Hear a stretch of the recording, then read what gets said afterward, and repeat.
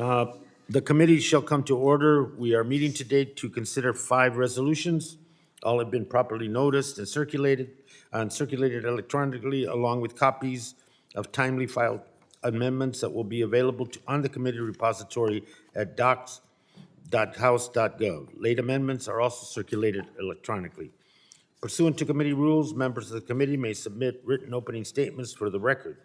I ask that members may revise and extend the remarks on the resolutions to be considered at this markup and have those remarks included in the record.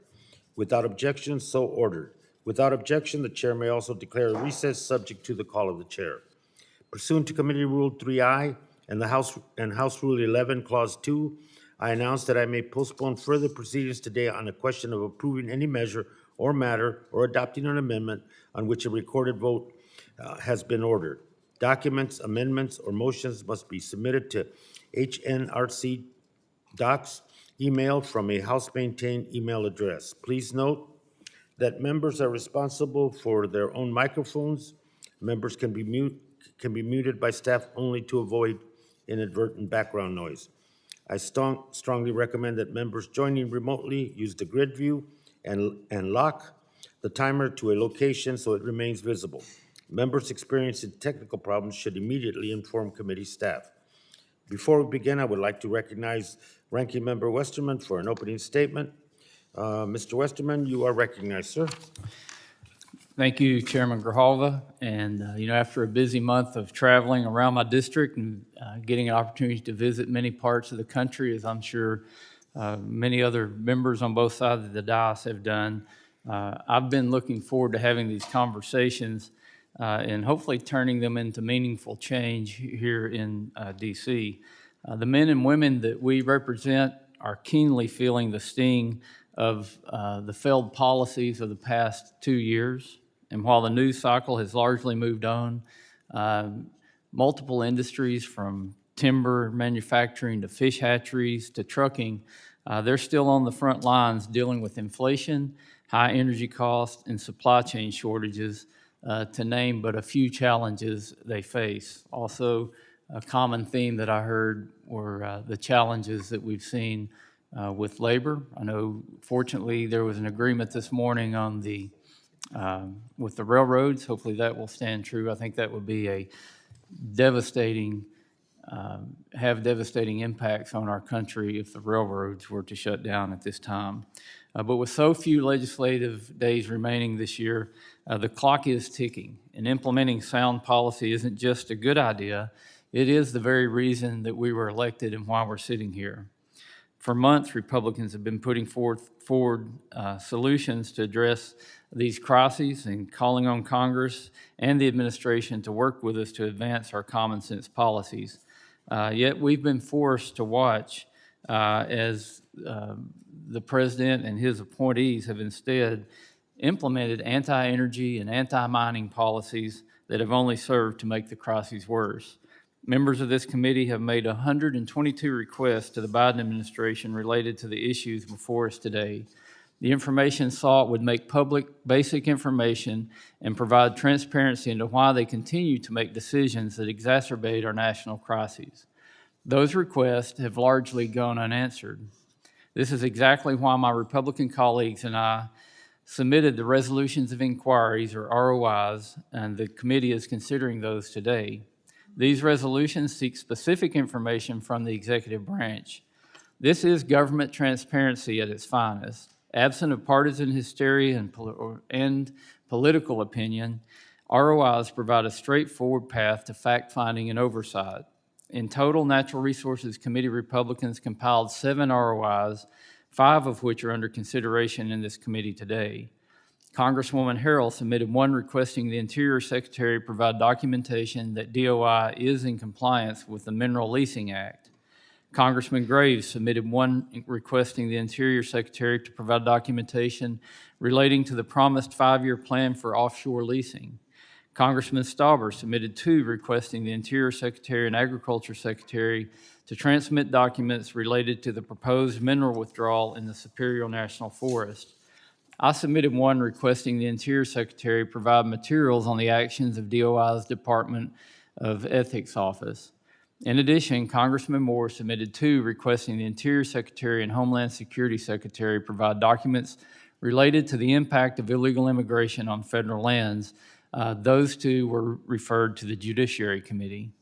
I challenge any of my Democrat colleagues to read these ROIs and find fault in the documents and the facts that have been requested. We as legislators and we as Americans have a right and a responsibility to oversee these fundamental pillars of government. Each of these issues have come up repeatedly throughout this Congress, both here in our committee hearings and in the conversations I've had with Americans across the country. Our members have asked the administration to provide information to justify their actions, and they have failed to do so. These ROIs are not to be taken lightly. They are a response to an administration that has failed to be transparent. If this committee majority dismisses these legitimate oversight requests without a second thought, it's proof that partisanship, not policymaking, is the objective. For the first time, this Congress has stepped forward, and we're tackling the crises facing our constituents. I'm looking forward to a robust debate on these ROIs, and I hope to see bipartisan congressional oversight in action. Anything else would be an abdication of duty as representatives of the people. It would be rejecting our responsibility to have oversight over the administration. And as long as we continue to let the administration carry on without asking questions, without demanding information, we're weakening the House and we're weakening Congress. So hopefully this is something we can work together on. I look forward to the discussions today. Chairman Grijalva, I appreciate you holding these markups, and I yield back. Gentleman yields, and thank you, Mr. Westerman. We're here today to consider 5 Republican resolutions of inquiry. These resolutions require informational requests from the House to the executive. If adopted, a resolution of inquiry asks the president or a cabinet-level official to provide the House with specific documents or factual information. I certainly agree that the administration, and for that matter, every administration, should take congressional requests seriously and should provide appropriate materials as quickly and as fully as possible. Our oversight responsibility demands that. On that count, the Biden administration has been a breath of fresh air. This administration has been markedly more transparent than its predecessor. For any member who was not here at the time, I wonder whether it will surprise you to hear that the Trump administration and regime repeatedly dismissed Congress as a co-equal branch of government, including by ordering blanket denials of requests for information. When the Trump administration did respond to this committee's oversight request, it did so with productions containing extensive, indefensible redactions, entire pages of unintelligible symbols, and thousands of pages of unreadable Excel chart printouts. The Biden administration has done nothing of that sort. To be clear, the Republican resolutions of inquiry before us today are non-binding and unenforceable. My colleagues in the minority know that. They have offered these resolutions anyway in order to gather us here today to relitigate matters we have already addressed and to criticize President Biden. 4 of the resolutions concerned drilling on federal lands and waters. We have already had extensive markup debates, hearings, and votes on these topics. Committee Democrats are on the record clearly and repeatedly. We support responsible mining and energy development and believe that such activities must be done responsibly without recklessly endangering public health, local outdoor recreation, economies, and our climate. Our colleagues have established their own very different record. The 5th resolution suggests that the Interior Department's ethics guidance could be tightened further. All 5 resolutions attempt to suggest that the Biden administration is not transparent enough or, in the instance, ethical enough. These criticisms are almost comical after the last administration's parade of obstruction, cronyism, corruption, and wrongdoing. Democrats on the committee have spent years investigating the Trump administration over the objection of our colleagues across the aisle. And despite the Trump's era of obstruction, Democrats in the committee uncovered enough evidence of wrongdoing to issue our first ever criminal referral, certainly the first that I know of, to the Department of Justice back in May of this year. The evidence contained there against Trump's Interior Secretary David Bernhardt is deeply troubling. Only a few weeks ago, the Department of Interior's Inspector General determined that Trump's other Interior Secretary, Ryan Zinke, knowingly lied to federal investigators when confronted about a controversial casino project. Today, my colleagues are offering a resolution that expresses concern about the Interior Department develops its ethics guidance. Welcome aboard. I agree the administration officials take ethics guidance seriously, not to mention criminal laws as well. I hope my colleagues will likewise encourage their friends in the former administration to cooperate with the many investigations that are still being conducted into the Trump administration by Congress, Department of Justice, the FBI, state prosecutors, and the list goes on. Interior under Trump had a record backlog of FOIA requests from the press and citizens not responded to or simply ignored. We saw a lot of smoke out of the Trump administration, and it's no surprise that these investigations have found fire. The Biden administration has been the opposite. Despite the best efforts of my colleagues on the other side, we have not seen any compelling evidence of wrongdoing or blanket obstruction. The administration has been and continues to be responsive to congressional requests. There is no smoke here. Without credible evidence that there's something worth investigating here, these resolutions are premature at best and unwarranted. I oppose them. These resolutions are intended to divert attention from what I believe to be an identity crisis that the Republican Party is going through and struggling to define itself. Is it a big lie or is it a soft little lie? How do we say that? The full rights of women, is it total ban, national ban on abortion rights and access, or maybe not, maybe restrictions that accomplish the same but are said softly and quietly. Climate change, you can't avoid the issue, but unfortunately, no, my colleagues don't want to do anything about it. And the list goes on. This identity crisis and that the Republican Party is going through as it attempts to grow out of the shadow of the former president is an internal issue that needs to be resolved by them.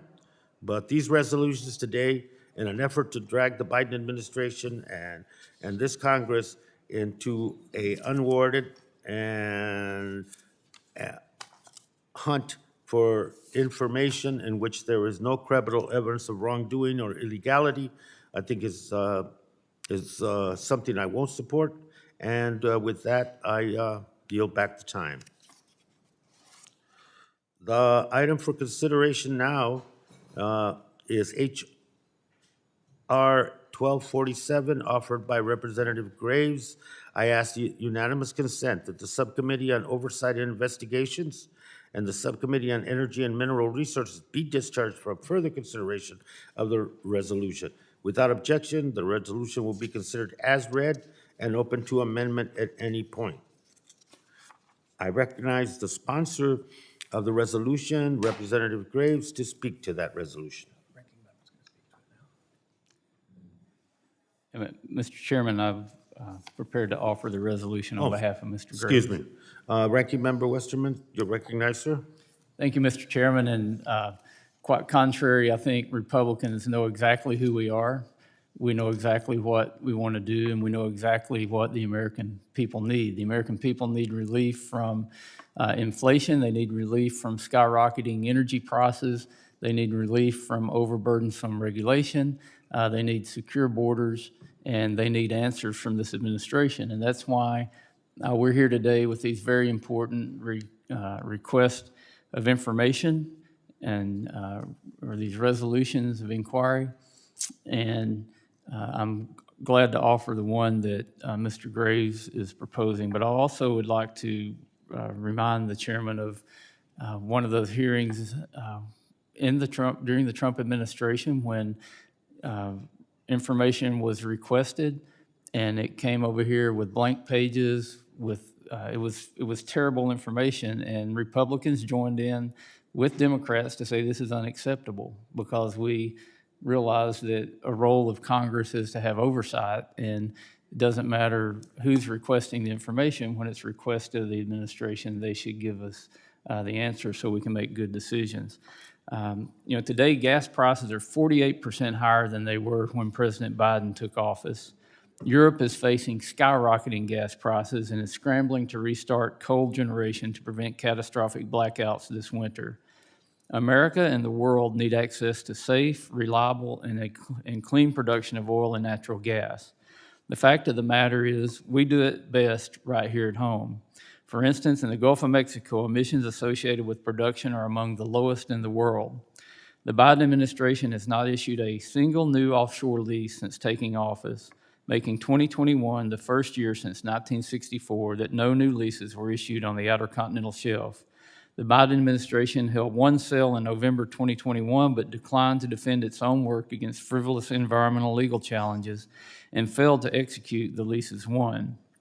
Biden then canceled without explanation the 3 remaining sales in the 2017 to 2022 5-year plan and allowed that plan to lapse on June 30th, 2022 without a new plan in place. We are now facing an unprecedented gap in offshore 5-year plans, meaning our offshore leasing program is effectively paused until further notice. The Bureau of Ocean and Energy Management, or BOEM, finally released a proposed plan for 2023 through 2028 in July of this year, and shortly thereafter, the director of BOEM advised that the final plan may contain 0 lease sales. Offshore oil and gas development on the Outer Continental Shelf in the Gulf of Mexico produces nearly a quarter of our domestic oil supply. Shutting down the offshore leasing program administered by BOEM would grind this production to a halt and worsen the ongoing energy supply crisis being felt around the world. This resolution would require the Department of the Interior to produce documents and communication related to the development of the 2023 through 2028 5-year plan for offshore oil and gas leasing, enabling this committee to better conduct appropriate oversight of the Biden administration's domestic energy policies. Specifically, this resolution asks for documents and communications related to the proposed 2023 through 2028 5-year plan, administration of the 2017 to 2022 5-year plan, the decision to cancel the 3 remaining lease sales contained in the recently expired plan, the decision not to defend BOEM's work related to lease sale 257 in court, and the economic impact of the expiration of the 2017 to 2022 plan without a new plan in place. This committee has sent 55 related document and information request items to Secretary Holland, which includes through a letter signed by 64 members of Congress, to which we have not received substantive responses. The American people deserve to understand how the Biden administration is managing the federal offshore leasing program, especially given the economic pain at the pump they are experiencing due to the Biden administration's energy supply crisis. We urge Democrats to join us in supporting this resolution, which will ensure the committee receives crucial information about the Biden administration's plans for future offshore energy development. I encourage my colleagues to support this resolution, and I appreciate Mr. Graves bringing this resolution forward, and I'm anxious to hear his remarks about his resolution when he's given time to do so. I yield back. Gentleman yields. Anyone else wish to be recognized on the resolution? Mr. Graves, sir, you're recognized. Thank you, Mr. Chairman. I want to thank the Ranking Member Westerman for talking about this. Mr. Chairman, this committee's job is oversight. It's oversight. It's conducting oversight over this committee's area of jurisdiction.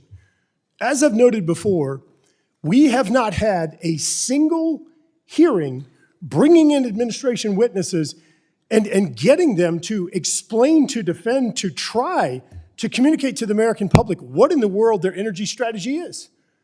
So as a result of this incoherent energy strategy, as a result of this committee's leadership being complicit with this administration, what we're watching is Americans being forced into poverty. We are seeing some of the highest inflation. We are seeing people have, just yesterday, we talked about 1 in every 4 Americans having to decide between groceries, medicine, or paying their energy bills. So what our inquiry does is it simply asks for information. It asks for information on this administration's energy plan. Understanding, what is your plan on lease sales? Lease sales are the mechanisms that we use to offer lands and waters for energy production. That's it. Why are we afraid of information? I don't understand that. If this energy policy is so great, if you're on board with it, why are you objecting? And if you object, that means that you are complicit. You agree that Americans should be forced into poverty, that 1 in every 4 Americans should have to decide among food, medicine, or paying utility bills. This is outrageous that this committee is being so derelict in its duties, that is refusing to do its job, and it is agreeing to policies that, I will remind you, Mr. Chairman, are resulting in unaffordable energy prices, are causing us to go to Saudi Arabia, Venezuela, and Iran and asking them for energy, and are resulting, my favorite, resulting in higher energy emissions. Higher energy emissions. All right, so take a look, the red bar to the right, that would be Biden. Nice job. The green, that would be Trump, going down. Emissions going down versus emission going. You have failed on the environment, you failed on affordability, you failed on energy and national security, and you're failing the American public. I said yesterday in this committee, President Jimmy Carter, at this point in his administration, approximately 19 months in, had offered 100 times more land, 100 times more land than we've seen under this administration. 100 times more acreage. So let me say it again. You can sit here and fight this, you can block it. This committee has failed the American public. It's refused to carry out its oversight responsibilities, refused to have the Secretary of the Interior come here and explain and defend their policy that's destroying America, that's telling people in South Louisiana, you can't produce energy because we want to prioritize people in Iran, Saudi Arabia, and Venezuela, 2 of which have kidnapped Americans right now. So let's be crystal clear on this. If you're going to sit here and block this and you're going to gut this, if you're afraid of information, then you are complicit. You are part of the problem. You are defending this failed energy policy of this administration.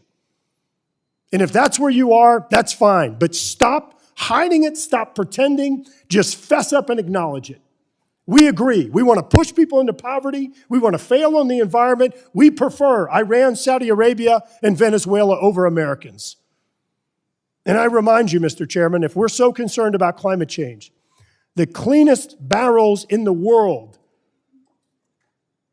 some of the cleanest barrels, I think technically the second cleanest in the world, are in the Gulf of Mexico. Not Venezuela, not Iran, not Russia.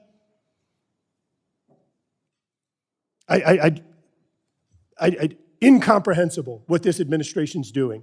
And you're forcing people into poverty. And all we've seen is this administration. It's COVID-19. No, it's corporations. No, it's supply chain. No, it's Putin. No, it's tax cuts and Job Act. No, it's gas station owners. Just blaming everybody else. Whenever the proof is it's their own policies that are pushing people into poverty.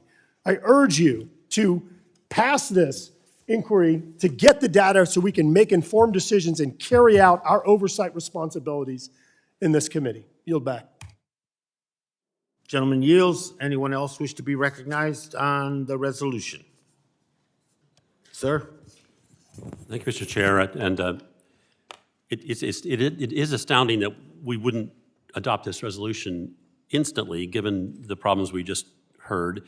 But I just want to share the challenges that we're facing back in Oregon when it comes to the cost of energy. And what I want to focus on is the cost of fertilizer. And of course, fertilizer is made from fossil fuel for the most part. And the cost of that fertilizer has gone up 300%. 300%, if you can find it. And so the challenge, of course, right now is how in the world are we going to raise the food necessary to address the world problems when it comes to starvation? Pakistan comes to mind. The entire center of the country wiped out with floods, and where are they going to find that which they're going to feed their people, if not here in America? And if you don't have the fertilizer to raise your crops, you're not going to be able to provide that kind of production. What about our truckers, Mr. Chair? The cost of freight right now is going through the roof. Why is that? Because the cost of diesel is through the roof. And so when people go to the grocery store and try to find something to buy, and they wonder why it's so much higher, it's because the cost of freight. And that goes right to the cost of fuel. So why in the world wouldn't we be adopting this resolution to ask to make sure in our oversight capacity that indeed the Biden administration is doing what it should do when it comes to making sure we have the type of energy necessary to keep this country solvent? I should talk about the single parents that are trying to drop their kids off at daycare or school and then go on to work, and they drive up to the service station and see that they have to pay 30 to 40% more than they did a year ago. I mean, it's this suggestion that somehow the energy crisis has been resolved because the cost of gasoline is no longer $5 a gallon, it's only $4, is ridiculous.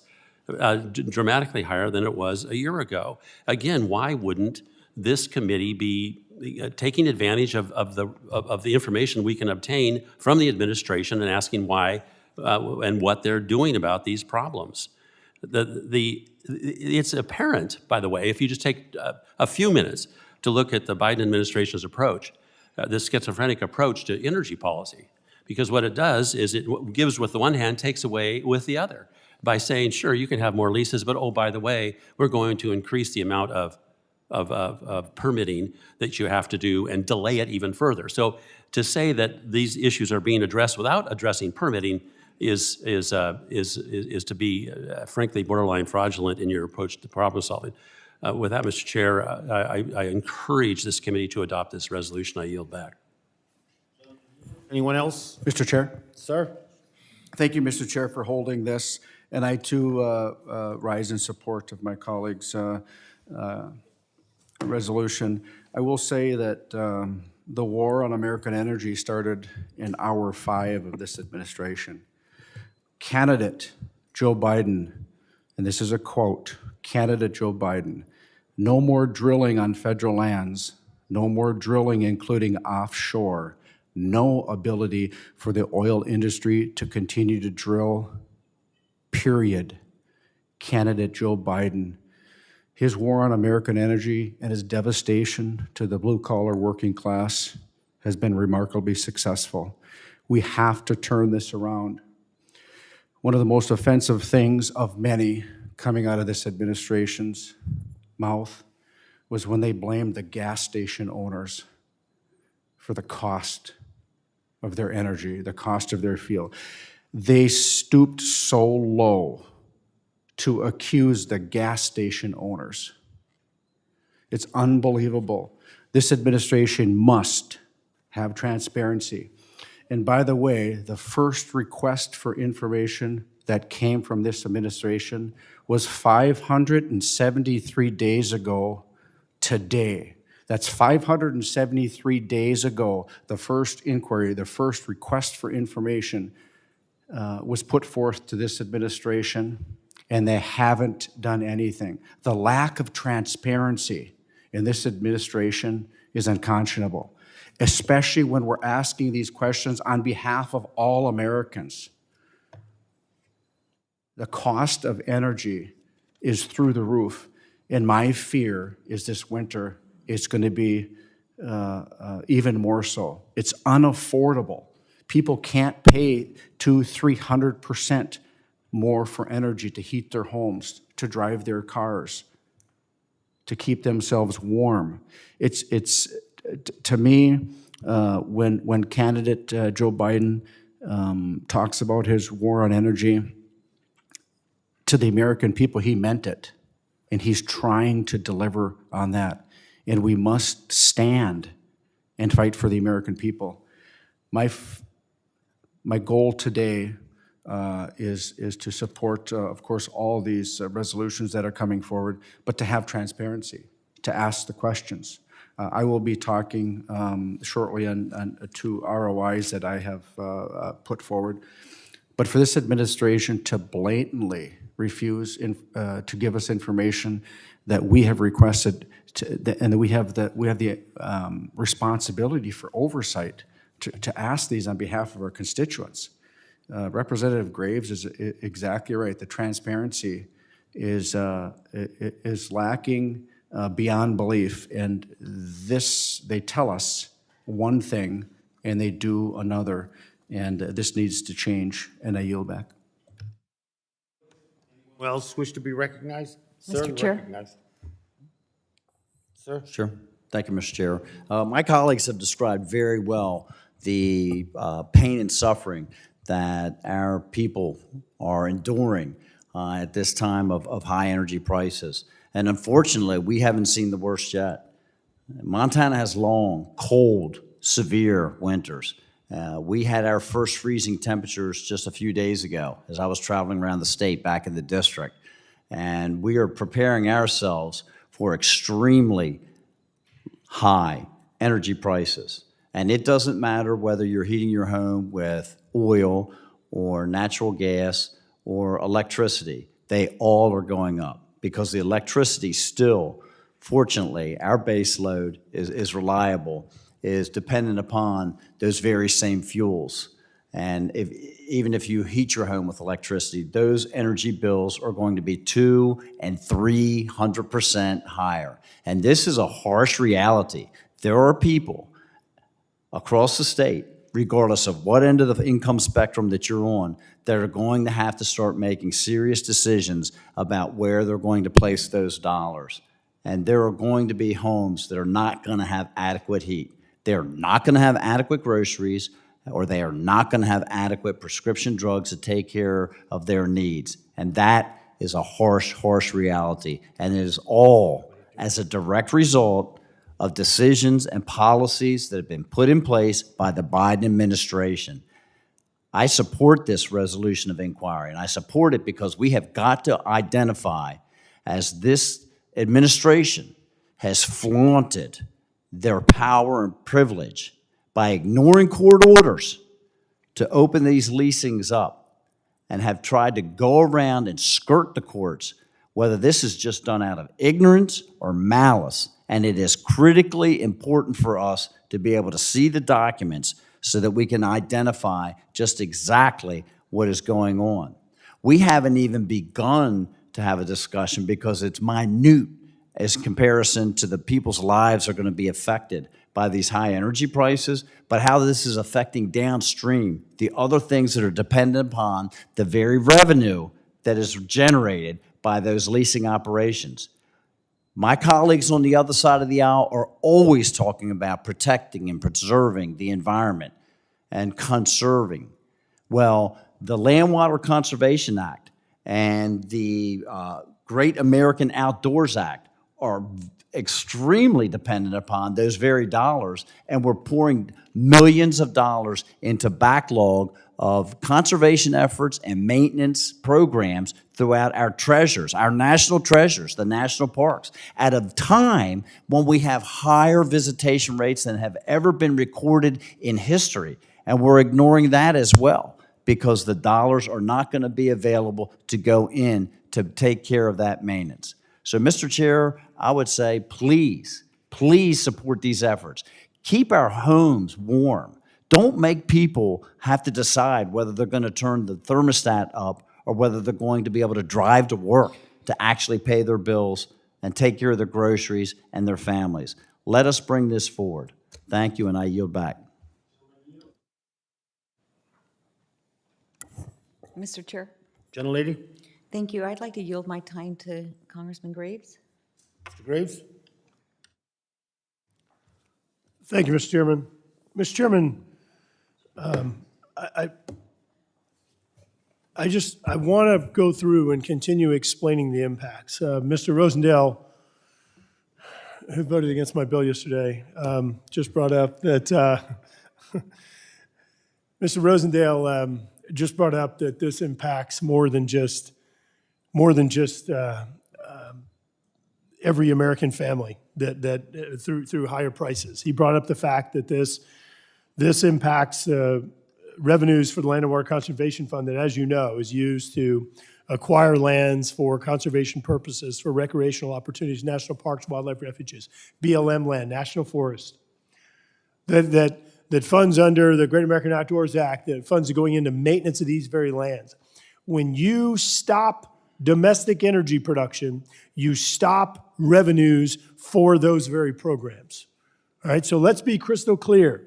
All these people across the aisle that sat there last year and sent out all these press releases saying how great it was, or not last year, was it the year before, about how Great American Outdoors Act was the greatest thing since sliced bread, and you were doing all these things.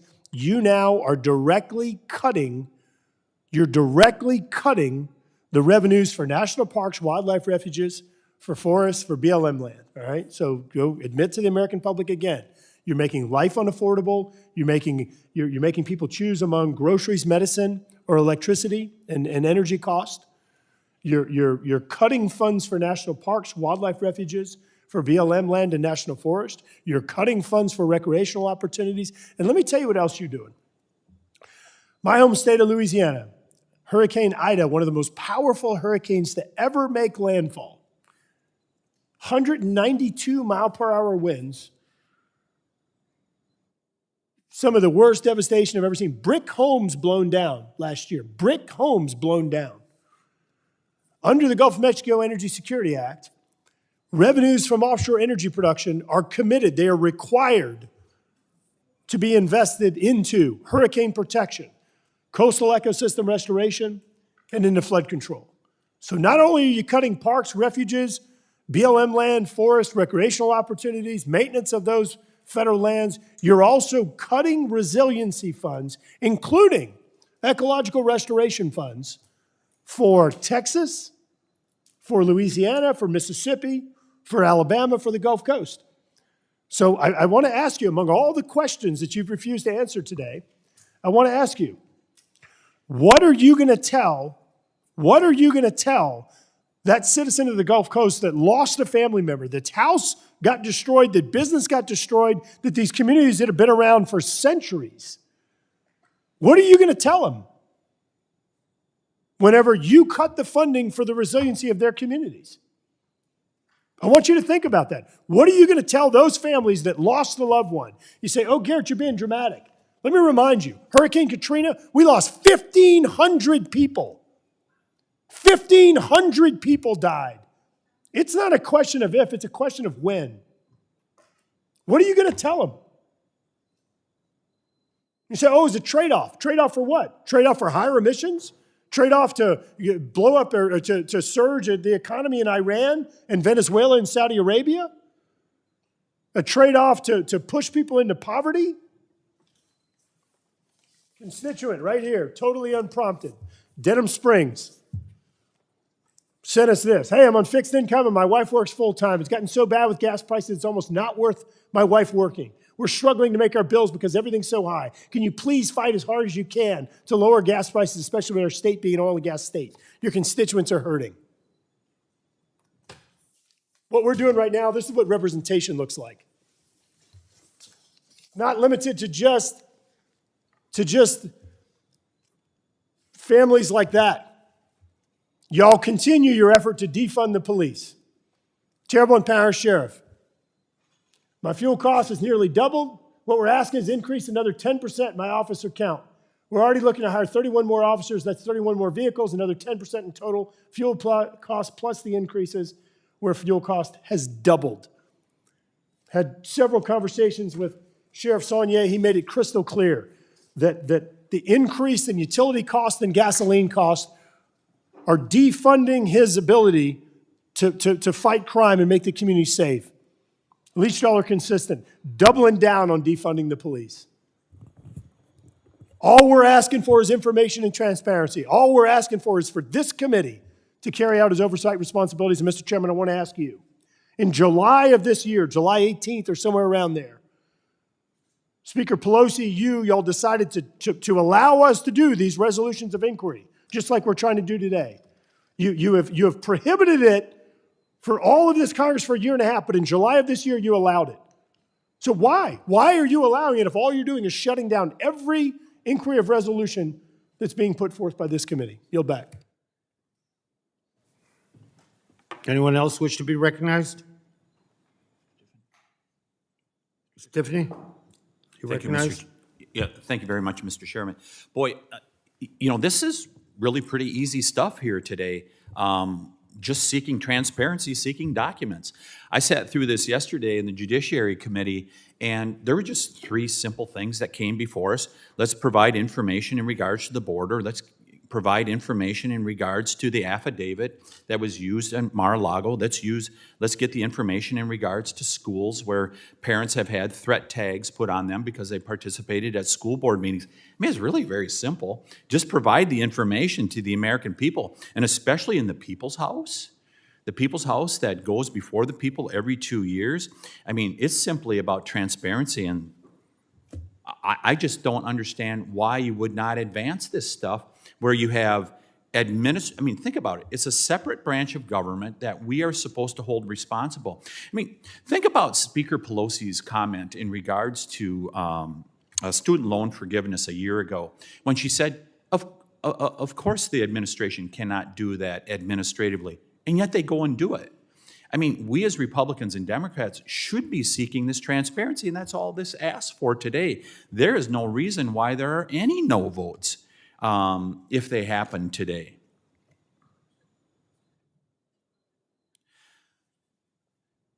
So I've heard some people that have been lauding that gasoline prices have been dropping. Take a look at that other product that you commonly see at those stations. Diesel fuel is stubbornly at $5 a gallon. If you think that inflation's going to go away with the fuel that moves America, it ain't going to happen. If that stuff doesn't move off $5 a gallon, you got no hope. That inflation that was reaffirmed this week is turning out to be very stubborn, which is not surprising. That's going to continue to be stubborn. And to my colleagues on each side of me who live in cold weather climates, just remember, 2 years ago, and I just paid the bill that me and my friends and neighbors are paying. We paid 2.5 times as much for propane this year to heat our homes. And people on natural gas, you haven't gotten the hit yet, but it's coming. It is coming. Let's hope it's not as bad as Western Europe, because we are seeing 2 failed areas around the globe that are very prominent, I believe, in Americans' minds. Western Europe, which is headed for a really tough winter, and guess what they did? They signed on to the green fantasy. And then, of course, we have California, where businesses continue to bail out, where they have significant problems there, and a lot of it driven by that green fantasy. People are going to continue to pay the price for this, and inflation will not go away until we get control of these energy prices. And all we're asking for is give us the answers that the Biden administration, the information they're sharing behind closed doors. Share it with Congress. Share it with the American people. I don't understand why we wouldn't do that. I yield to the ranking member.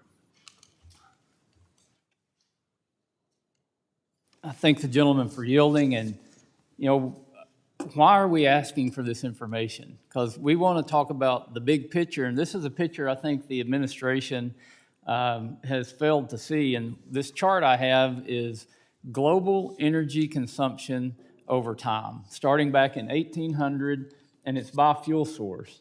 So this reddish line on the bottom, that's traditional biomass, wood, and in many parts of the world, animal dung. And from 1800 to 1900, and we see the Industrial Revolution taking place in here where we started using coal, we doubled the world's global use of energy. And you can see what's happened since then as coal, oil, natural gas, nuclear, hydropower, and renewables have come online. And this is a very steep exponential curve we're on. We doubled energy production again in about 1940, or global consumption. It doubled again in about 1962, and doubled again in the mid-1980s, and has doubled again. You see one little blip with the pandemic where global consumption dropped down. The point I want to make is that every source of fuel, except for during the pandemic, there's more used today than there ever has been in the past. Even traditional biomass, the world uses more of it.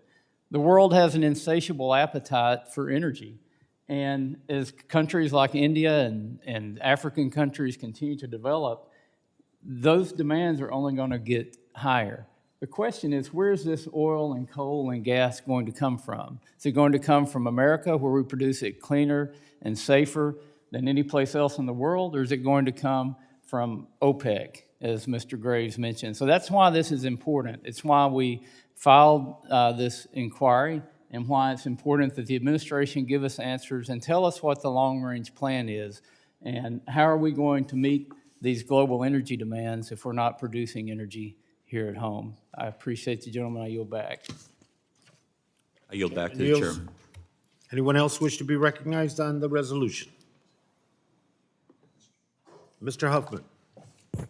Thank you, Mr. Chairman. I am so glad that the ranking member identified animal dung in connection with his energy remarks. I kept thinking, and as I listened to the other remarks, that I was detecting animal dung, but it's good to see it spelled out specifically.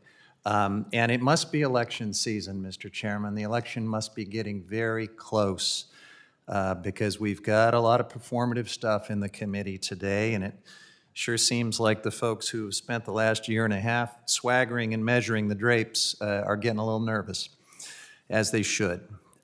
This resolution of inquiry is totally unnecessary, gratuitous. The document request is unwarranted. These are nice words for the fishing expedition that Mr. Graves has taken us on. Next week, we're going to have a markup on the Magnuson Act. We can work together on fishing expedition policy, but it does not belong here in this case. So look, the Biden administration is doing something my colleagues across the aisle might not recognize. They're following the rules.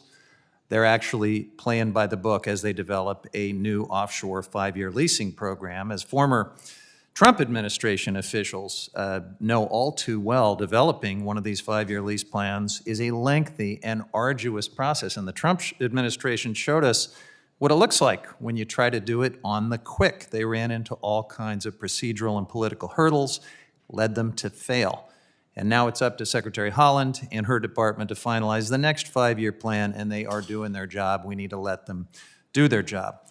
BOEM released their proposed program on July 1. Now, that was a day later than expected, but that's not particularly late. And it has, BOEM has been receiving feedback from the public ever since. On Monday, in fact, BOEM heard over 7 hours of public testimony for supporting, both for supporting and opposing more offshore gas and oil leasing. BOEM is on track to finalize this next 5-year program in the next several months. We need to let them do their work. If my Republican colleagues are frustrated that a new offshore leasing schedule isn't already out, they should take their frustration to former Secretaries Zinke and Bernhardt, who couldn't get that same job done. Additionally, the Inflation Reduction Act, which all of our colleagues across the aisle opposed, this being the most significant climate action in history, actually requires BOEM to hold 3 offshore lease sales by next September that were part of the leasing plan that expired in June. So it's incorrect and unfair to suggest that there's no activity in this space. Just yesterday, BOEM accepted the 307 highest value bids from lease sale 257 held by the Biden administration last November as required by the IRA. So all of this makes my colleagues' resolution of inquiry completely moot. I urge my colleagues to oppose it, and I yield back. Anyone else wish to be recognized? Mr. Chairman, this is Gomer. Mr. Goldberg, you're recognized for 5 minutes. Thank you. I appreciate the comments and the sentiment. The thing about the Trump administration, I know we really wish, and the poor and the poor middle class folks wish that the Biden administration would actually take several pages out of the Trump administration's energy book. because they're suffering. Having electric cars, telling poor people that, yeah, your gas bill is running up, you're maxing out your credit cards. Now you're having to decide, am I going to be able to get to and from work? What am I going to cut? I don't want to cut any more food for my family, and it's getting so much more expensive. Yeah, cheaper energy like we had during the Trump administration would be such a help. But it sounds a bit Marie Antoinette to say, gee, you're having to pay too much for gasoline. You've maxed out your credit cards. The solution is simple. Eat cake by buying an electric car you can't afford.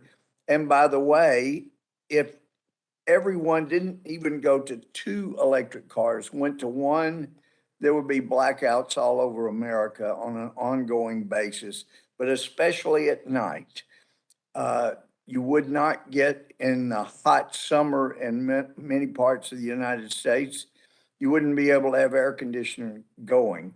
As Thomas Massey has pointed out, plugging in a car to charge an electric car is the equivalent of plugging in 17 refrigerators.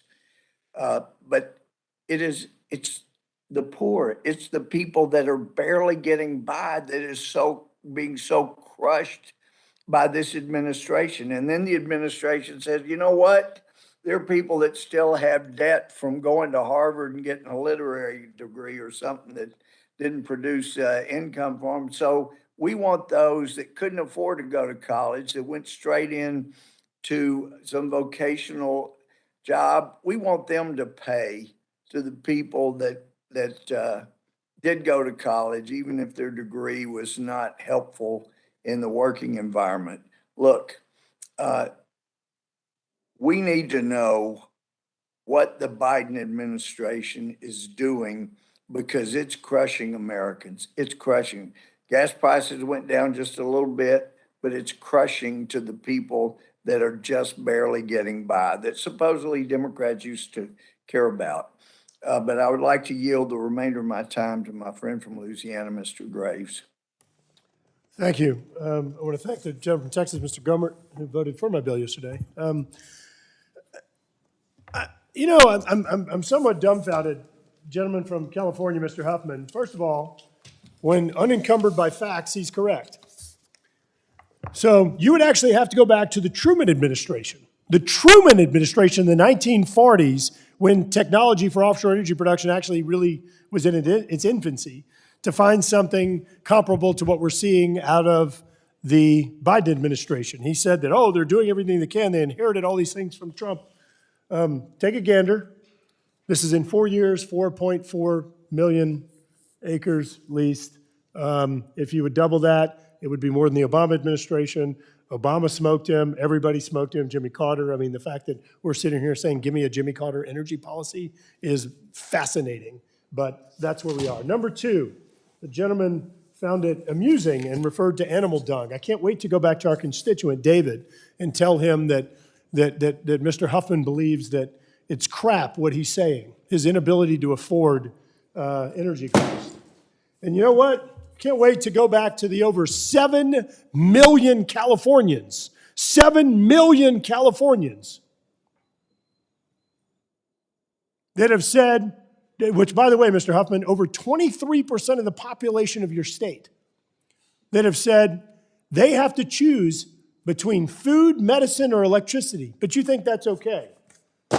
So let's keep going through this. Mr. Chairman, I'm going to ask the gentleman's words be taken down. He just impugned my motives, saying he thinks I think it's okay. I'm going to object. Let's look at where we're going. And ask the gentleman's words be taken down. We have a model. California. The gentleman will suspend. All members will suspend. The gentleman just directly impugned my motives falsely. Gentleman will suspend. We're going to deal with your point right now, Mr. Huffman.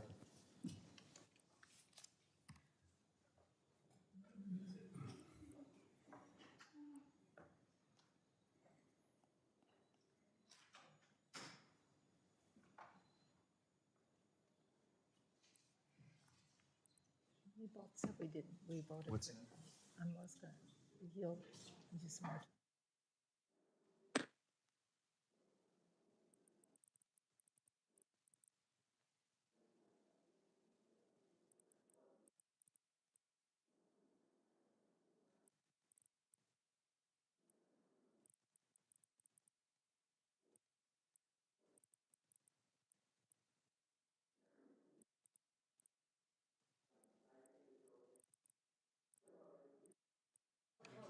Mr. Chair, if the gentleman wish to engage in a sidebar, they should do it out of the room because you're reflecting on a ruling and we need regular order. Thank you very much. The members will suspend. The situation is this. Can I lay out the scenario?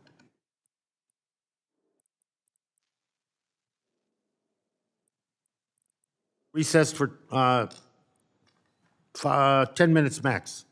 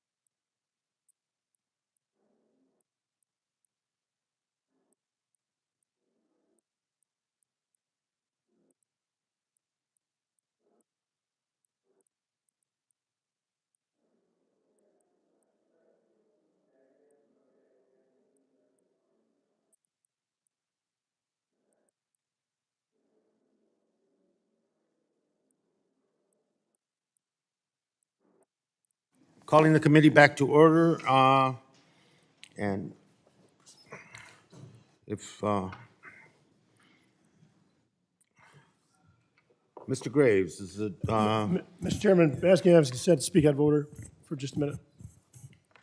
certainly. Thank you. Mr. Chairman, first of all, I want to give a little background. Mr. Huffman and I serve on 3 committees together. He can't get the hell away from me no matter how hard he tries. I have hosted him down in my home state.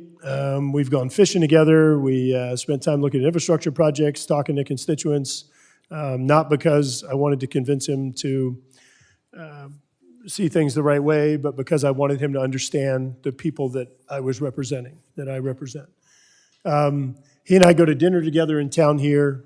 He still thinks I'm crazy, and I still think he's crazy. But Mr. Huffman's a friend of mine. He is, and I hope that he would consider me to be a friend as well.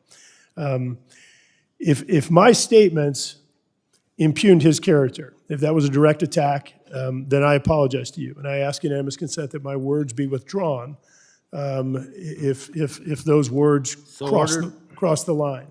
But I also want to be very clear to this committee, to anybody who's bored enough to be watching C-SPAN right now, that Mr. Huffman is a friend of mine.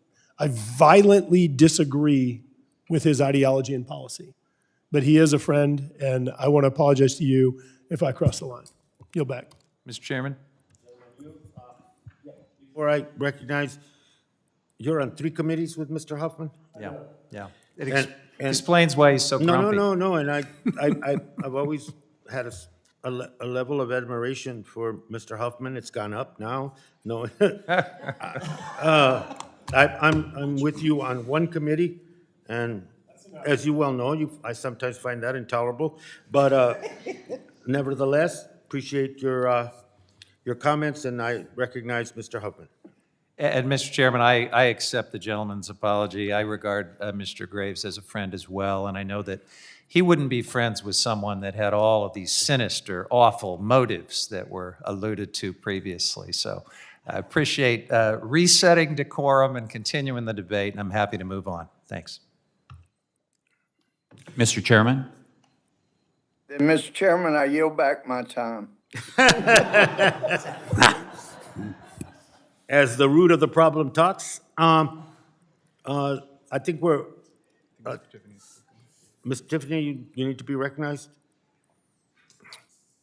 Mr. Graves is being very magnanimous here, but what if he didn't impugn his character? What if that's not the case at all? I think we've accepted accepted Mr. Graves' comments and withdrawal of his comments, and Mr. Huffman's acceptance of that, and let's, Mr. Tiffany, relish the kumbaya moment and move on to the next item. Any further debate? Mr. Chairman? Any further debate on the resolution? Chairman, I would like to be recognized. Who seeks to be recognized? Lauren Boebert. Gentlelady is recognized. Thank you, Mr. Chairman. And if Mr. Graves has any additional comments on this agenda item, I would like to yield him my time.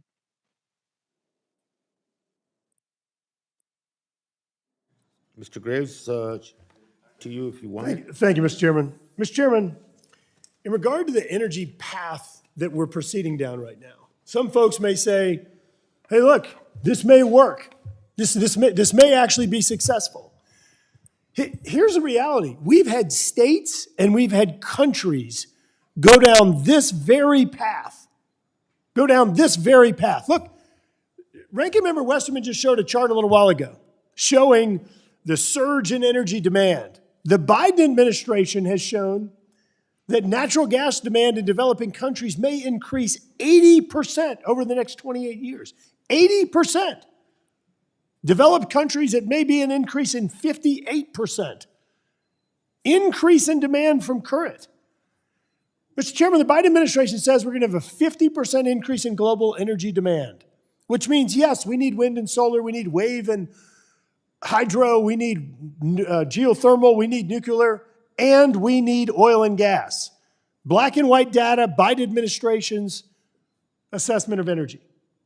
So we can continue down the path of states like California that chose to ban the sale of gas cars. Then, I think a week or two later, urged residents not to charge their electric vehicles. Like, how do you do this? Like, you can't buy gas cars, you have to buy electric, but then you can't charge them. So we know how this ends. This is what happens. I think I saw this in the Flintstones when I was a kid. Mr. Chairman, this is absurd. This is the path that we're headed down right now. Where's the camera? Right there. This is the path. Where people, well, because I couldn't see it on TV. People at home to be able to see what this is. Mr. Graves, would you yield, Mr. Graves, to your right? I just have to ask that question. Absolutely. Yield to Mr. Stauber. Mr. Graves, who's pushing that electric vehicle? That's a great question, Mr. Stauber. I believe this is some coal miners that bailed out the electric vehicle that was not charged. Yeah, yep, that's right. So, Mr. Chairman, right now in Europe, you have places that are paying $12 a gallon for gasoline because they have gone down this exact path that this administration, that these Democrat members of Congress are leading us down right now. This isn't this may happen. There's evidence all over the place. There's evidence today it's happening. So Mr. Chairman, I'll say it again. We're asking for information. We're asking for data. 7 million people in California, 23% of the population. It's nearly a quarter of the population nationally. Have to choose right now among energy, food, or medicine. These are false choices. So Mr. Chairman, this policy is indefensible. Nobody can claim ignorance and we think this may work out. The evidence is there. It's proof. California, 8th worst emissions growth in America, double the electricity rates of my home state, most dependent state upon foreign energy, least reliable grid in America. Which of these do we want the other 49 states to share in? Why would you wish that on other people? I don't understand this. Will the gentleman yield? Yield to Mr. Tiffany? Yes, thank you very much. So first of all, I'm just be very brief here. The gentleman from Louisiana clearly understands the highly sensitive nature of people in this room, and when he's acknowledging that this is some states, there are states that are doing, he doesn't mention the specific state, and I just want to thank you so much for understanding the great sensitivity that we just went through in the last half hour. I yield back to the gentleman from Louisiana. Yield to Mr. Stauber. Thank you very much. Last week I was in Chairman Lowenthal had a field hearing in Morro Bay, California. And I happened to be driving past a gas station in Morro Bay, California, and I took a picture of a Chevron station. $6.19 for regular gas, premium plus $6.35. Supreme, $6.45, and I didn't get the take on the diesel because a tree was in the way of my screenshot. This is unbelievable. If this happens to Minnesota, northern Minnesota in particular, it's going to be devastating, and I believe it's coming, and I yield back. Yields. Anyone else? Any further debate on the resolution before we begin amendment process? If without objection, the ANS offered by myself is considered as read and open to amendment at any time. Are there any amendments? If there are no amendments, the question is on adopting the ANS. I will pause so the members joining remotely can unmute. All those in favor indicate by saying aye. Aye. All those opposed? Aye. All those opposed, no. In the opinion of the chairs, the ayes have it, and the ANS is adopted. The motion to reconsider is laid on the table. The question is on adopting the resolution as amended and ordering it reported unfavorably to the House. I will pause so that members joining remotely can unmute.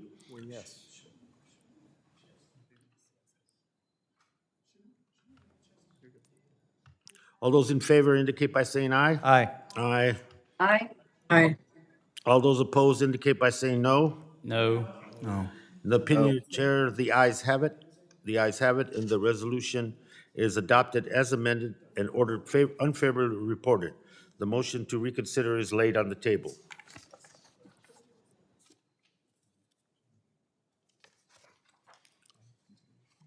We now move to H.R. 1248, Ms. Herrell of New Mexico, regarding compliance with Mineral Leasing Act. The item for consideration, H.R. 1248. Mr. Chairman. Yes.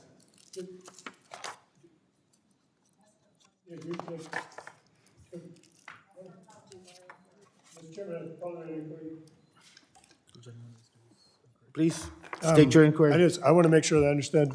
So we just did an ANS to the original resolution. Right. And so now we're moving to final passage of the amended resolution, is that correct? We just Voted on reporting it unfavorably. voted on reporting it unfavorably. Can we have a recorded vote on the resolution?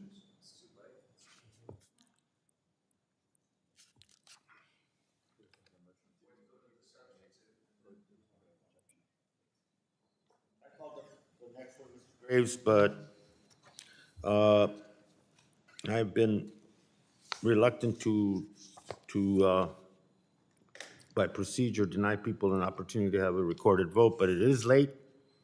But the recorded vote has been requested, and this vote will be postponed and as per prior announcement at the beginning of the meeting. Thank you, Mr. Chairman. Prior to your statement just now, I was thinking about joining the second committee with you.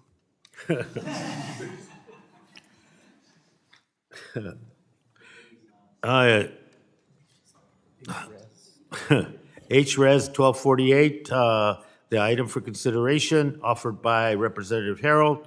I ask unanimous consent that Subcommittee on Oversight and Investigations, Subcommittee on Energy and Mineral Resources be discharged from further consideration of the resolution.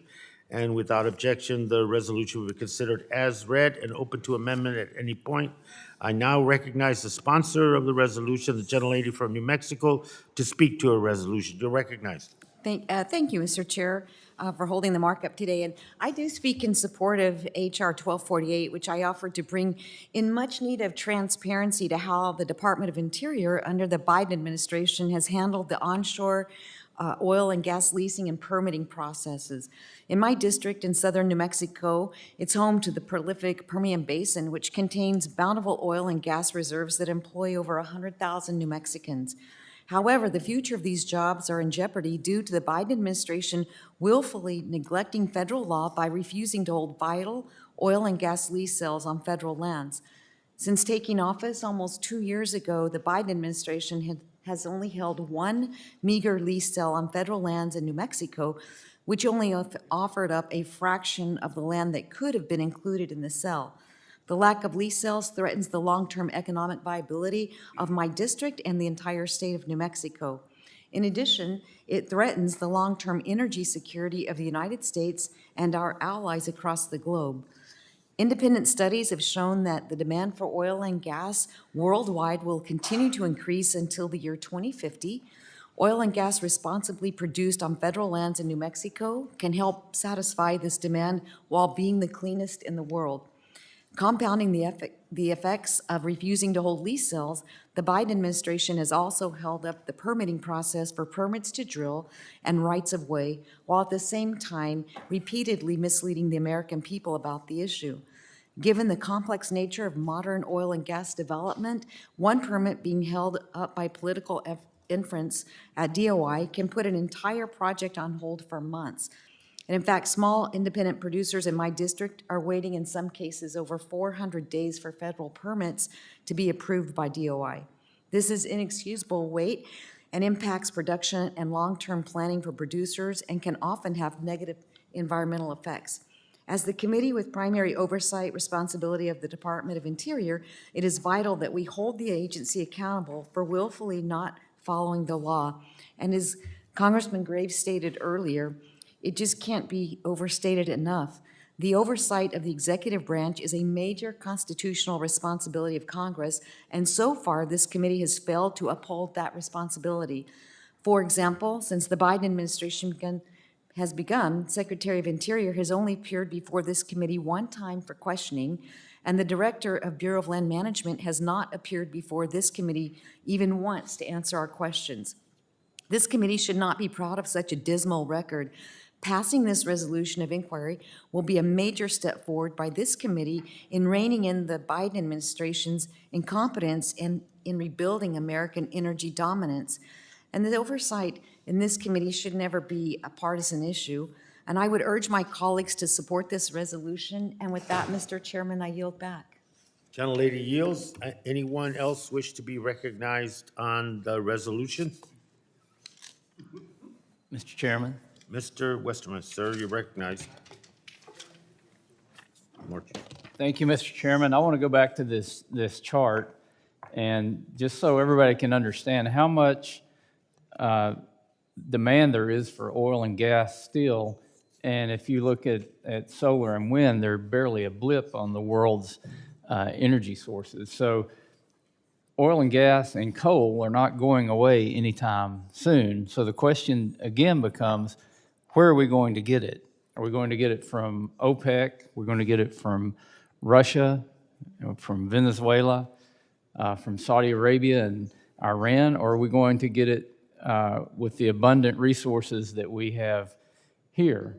And this administration is attacking domestic energy production, and it's actually going to affect the global supply and the global demand for energy, which again is on an exponential increase, and it's doubling in just a few short decades as the world grows. And you could also chart with this not only the demand for energy and the consumption of energy, but the improvements in quality of life and the things that come along with energy. Those go hand in hand. So if you take energy away, you're going to see definite decreases in the quality of life, and you're going to see more people forced to cook with animal dung, which is very unhealthy. You're going to see more people forced to use very unreliable sources of energy, and it's going to cause major problems globally.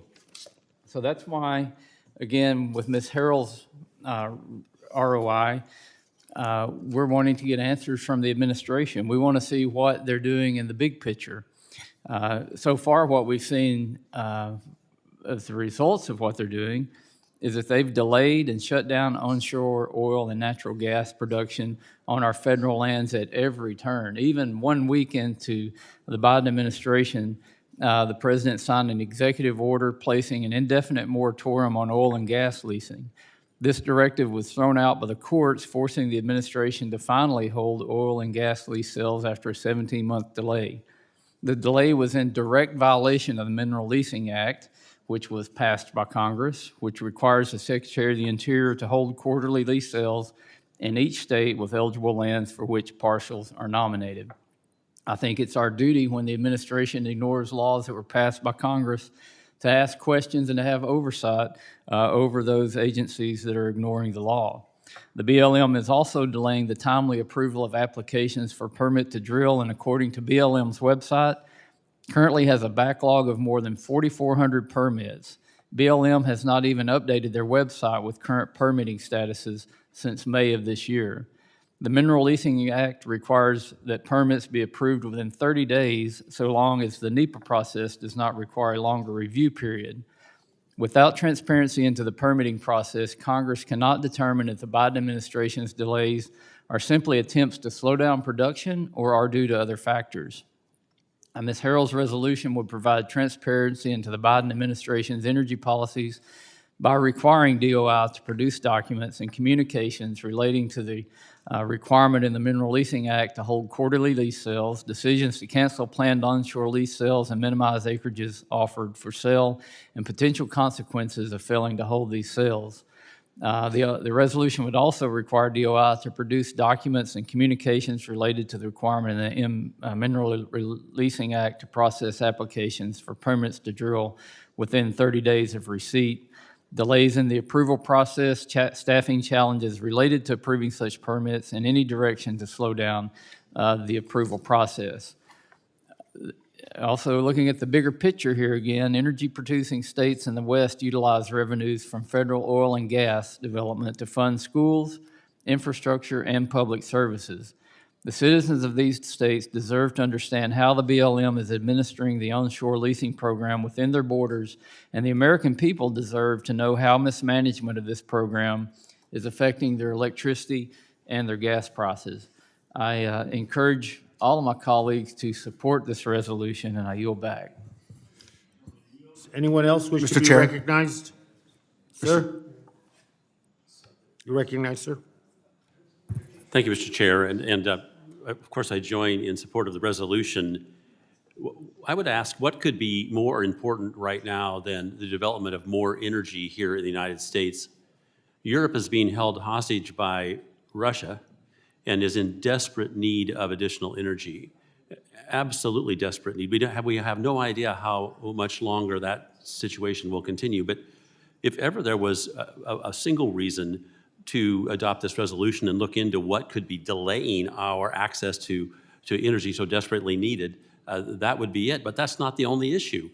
When the American consumer goes to the gas pump right now, there's some who would say, well, the situation's better because gas is only $4 a gallon instead of $5. I would want to remind everyone the reason that fuel prices have dropped is because of China's ridiculous approach to COVID.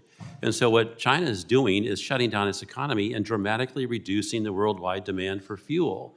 The moment that they reverse field on that policy, the demand will skyrocket and we'll see those gas and oil prices go up again, back to the $5, $6, $7 range. Why in the world wouldn't we, this committee, be doing something about this now in this little hiatus that we enjoy by virtue of China's misguided COVID policy? Why, in fact, and if not us, if not this committee, who is it that's going to look into what it is that's delaying our access to these types of absolutely necessary types of fuel? The suggestion made earlier, prior to our brief recess, that somehow we Republicans are worried and thus engaging in some sort of frolic by virtue of these resolutions. I would suggest that the American people in a few months will respond and ask and respond by voting for those who are encouraging additional development of energy, not those who, like the Biden administration, focus on everything but this type of solution to high prices. And to that end, I would simply suggest, if people want to see what the Biden administration's position on energy is, look at the fact sheet dated June 6th of this year, just 2.5 months ago, where they talk about this dramatic step toward more energy. Is there one mention of fossil fuel? No. It's all about wind and solar and hydrogen, and a brief very brief passing reference to nuclear. I'm all in support of nuclear. I would just say that any of these things are going to take significant time. Why wouldn't we be continuing to look into the prompt or much more speedy access to fossil fuels as would be the case should we adopt this resolution? Mr. Chair, this is obviously what the American people want us to be doing, and anyone who would suggest otherwise is going to be rudely awakened in about 2 months. With that, Mr. Chair, I of course support the resolution and yield back. Gentleman yields. Anyone else wish to be recognized on the resolution? Mr. Chair. Mr. Stauber. Thank you, Mr. Chair. I obviously support this resolution from my colleague. I want to repeat it again. This administration's attack on American energy started within 5 hours of swearing in. Candidate Joe Biden, no more drilling on federal lands, no more drilling including offshore, no ability for the oil industry to continue to drill, period. And that's a quote. As I said, the attack on American energy, Joe Biden's attack on the middle class has been remarkably successful. This resolution is asking for information on quarterly lease sale activities, asking for transparency in the communications, applications for information on the permits to drill. The ranking member already talked about the backlog of 4,400 permits to drill. The backlog. The resolution is asking why. Why are you holding up these permits to drill? Permits to drill are extremely important, costly, and timely. They need to be timely for the rich oil that we have to be extracted, so we're not paying $6 a gallon, $5 a gallon. And then the resolution asks for the economic implications of failing to abide by the Mineral Leasing Act requirements and rules. The Great American Outdoors Act, primarily funded by oil and gas revenues. We want to know what the damage is going to be to our environment and our conservation areas when the money doesn't come in from the mineral royalties. I just want to share with you, Representative Benz, you bring up a good point. Last week when I was in California for the field hearing on wind energy, there was a panel, and I asked the leader of the California Wind Energy Project. I said, can you commit to using United States steel in your windmills? And can you commit to using critical minerals mined in the United States of America and not by slave labor?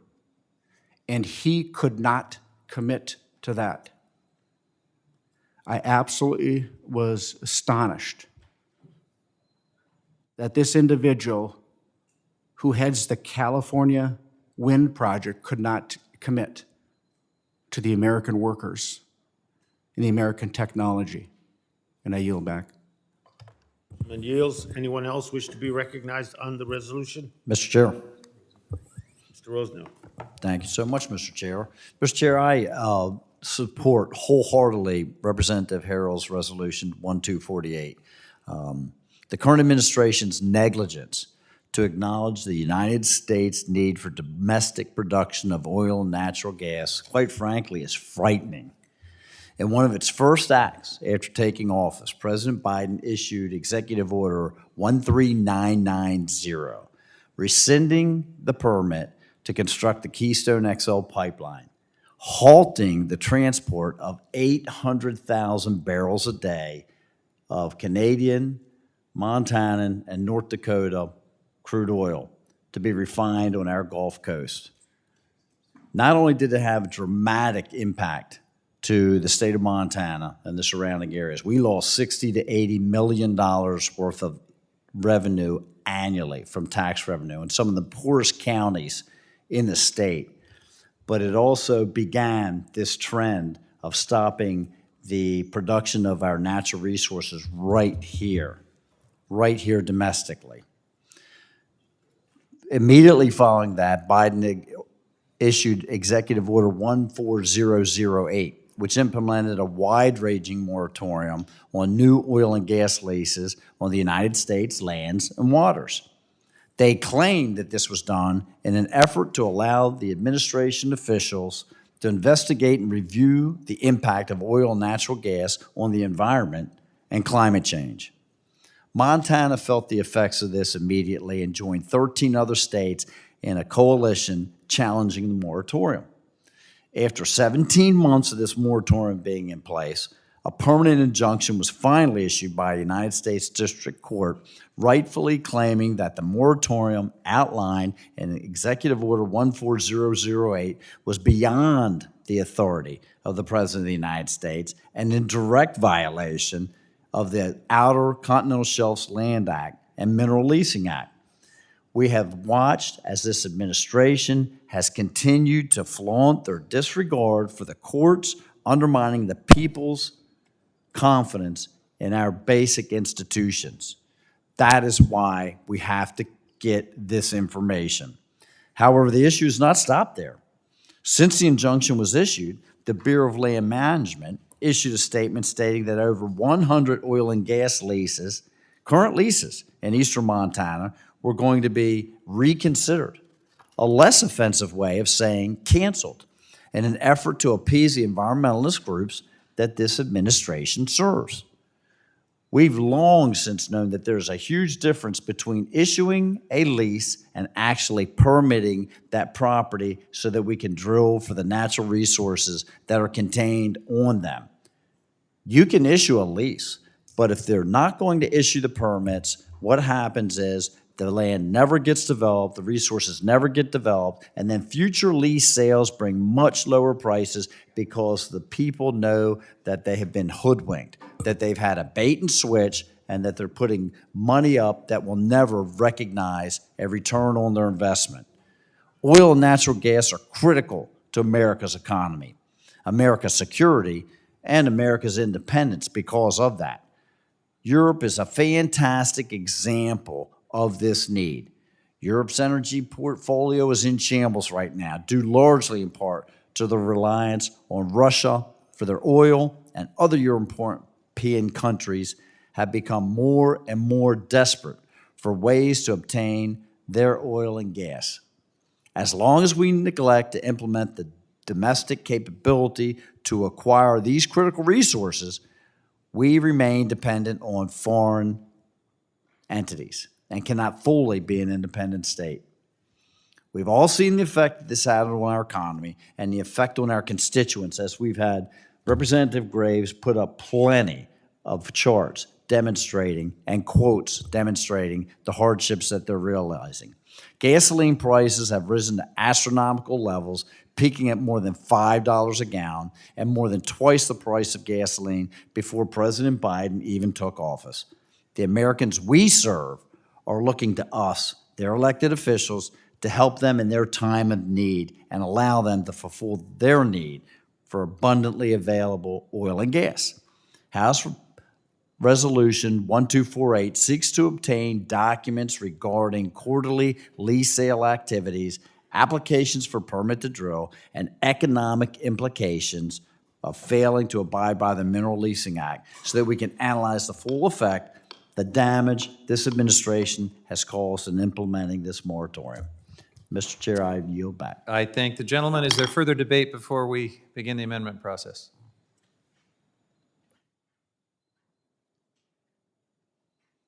All right, without objection, the ANS offered by the chair is considered as read and open to amendment at any point. Are there any amendments?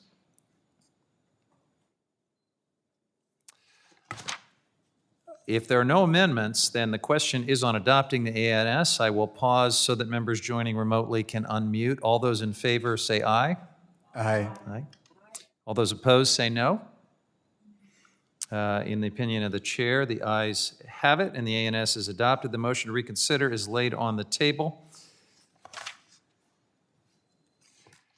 The question now is on adopting, we're going to move on to final passage. The question is now on adopting the resolution as amended and ordering it reported unfavorably to the House. I will pause so that members joining remotely can unmute. All those in favor of reporting the resolution unfavorably to the House, please say aye. Aye. Aye. And all those opposed say nay. No. In the opinion of the chair, the ayes have it. And the resolution is adopted. And the recorded vote is going to be requested. Recorded vote has been requested, and it will be postponed pursuant to the chair's prior announcement. We will now move on to HRES 1251 by Mr. Stauber. I ask unanimous consent that the Subcommittee on Oversight and Investigation and the Subcommittee on Energy and Mineral Resources and the Subcommittee on National Parks, Forests, and Public Lands be discharged from further consideration of the resolution. Without objection, that is so ordered.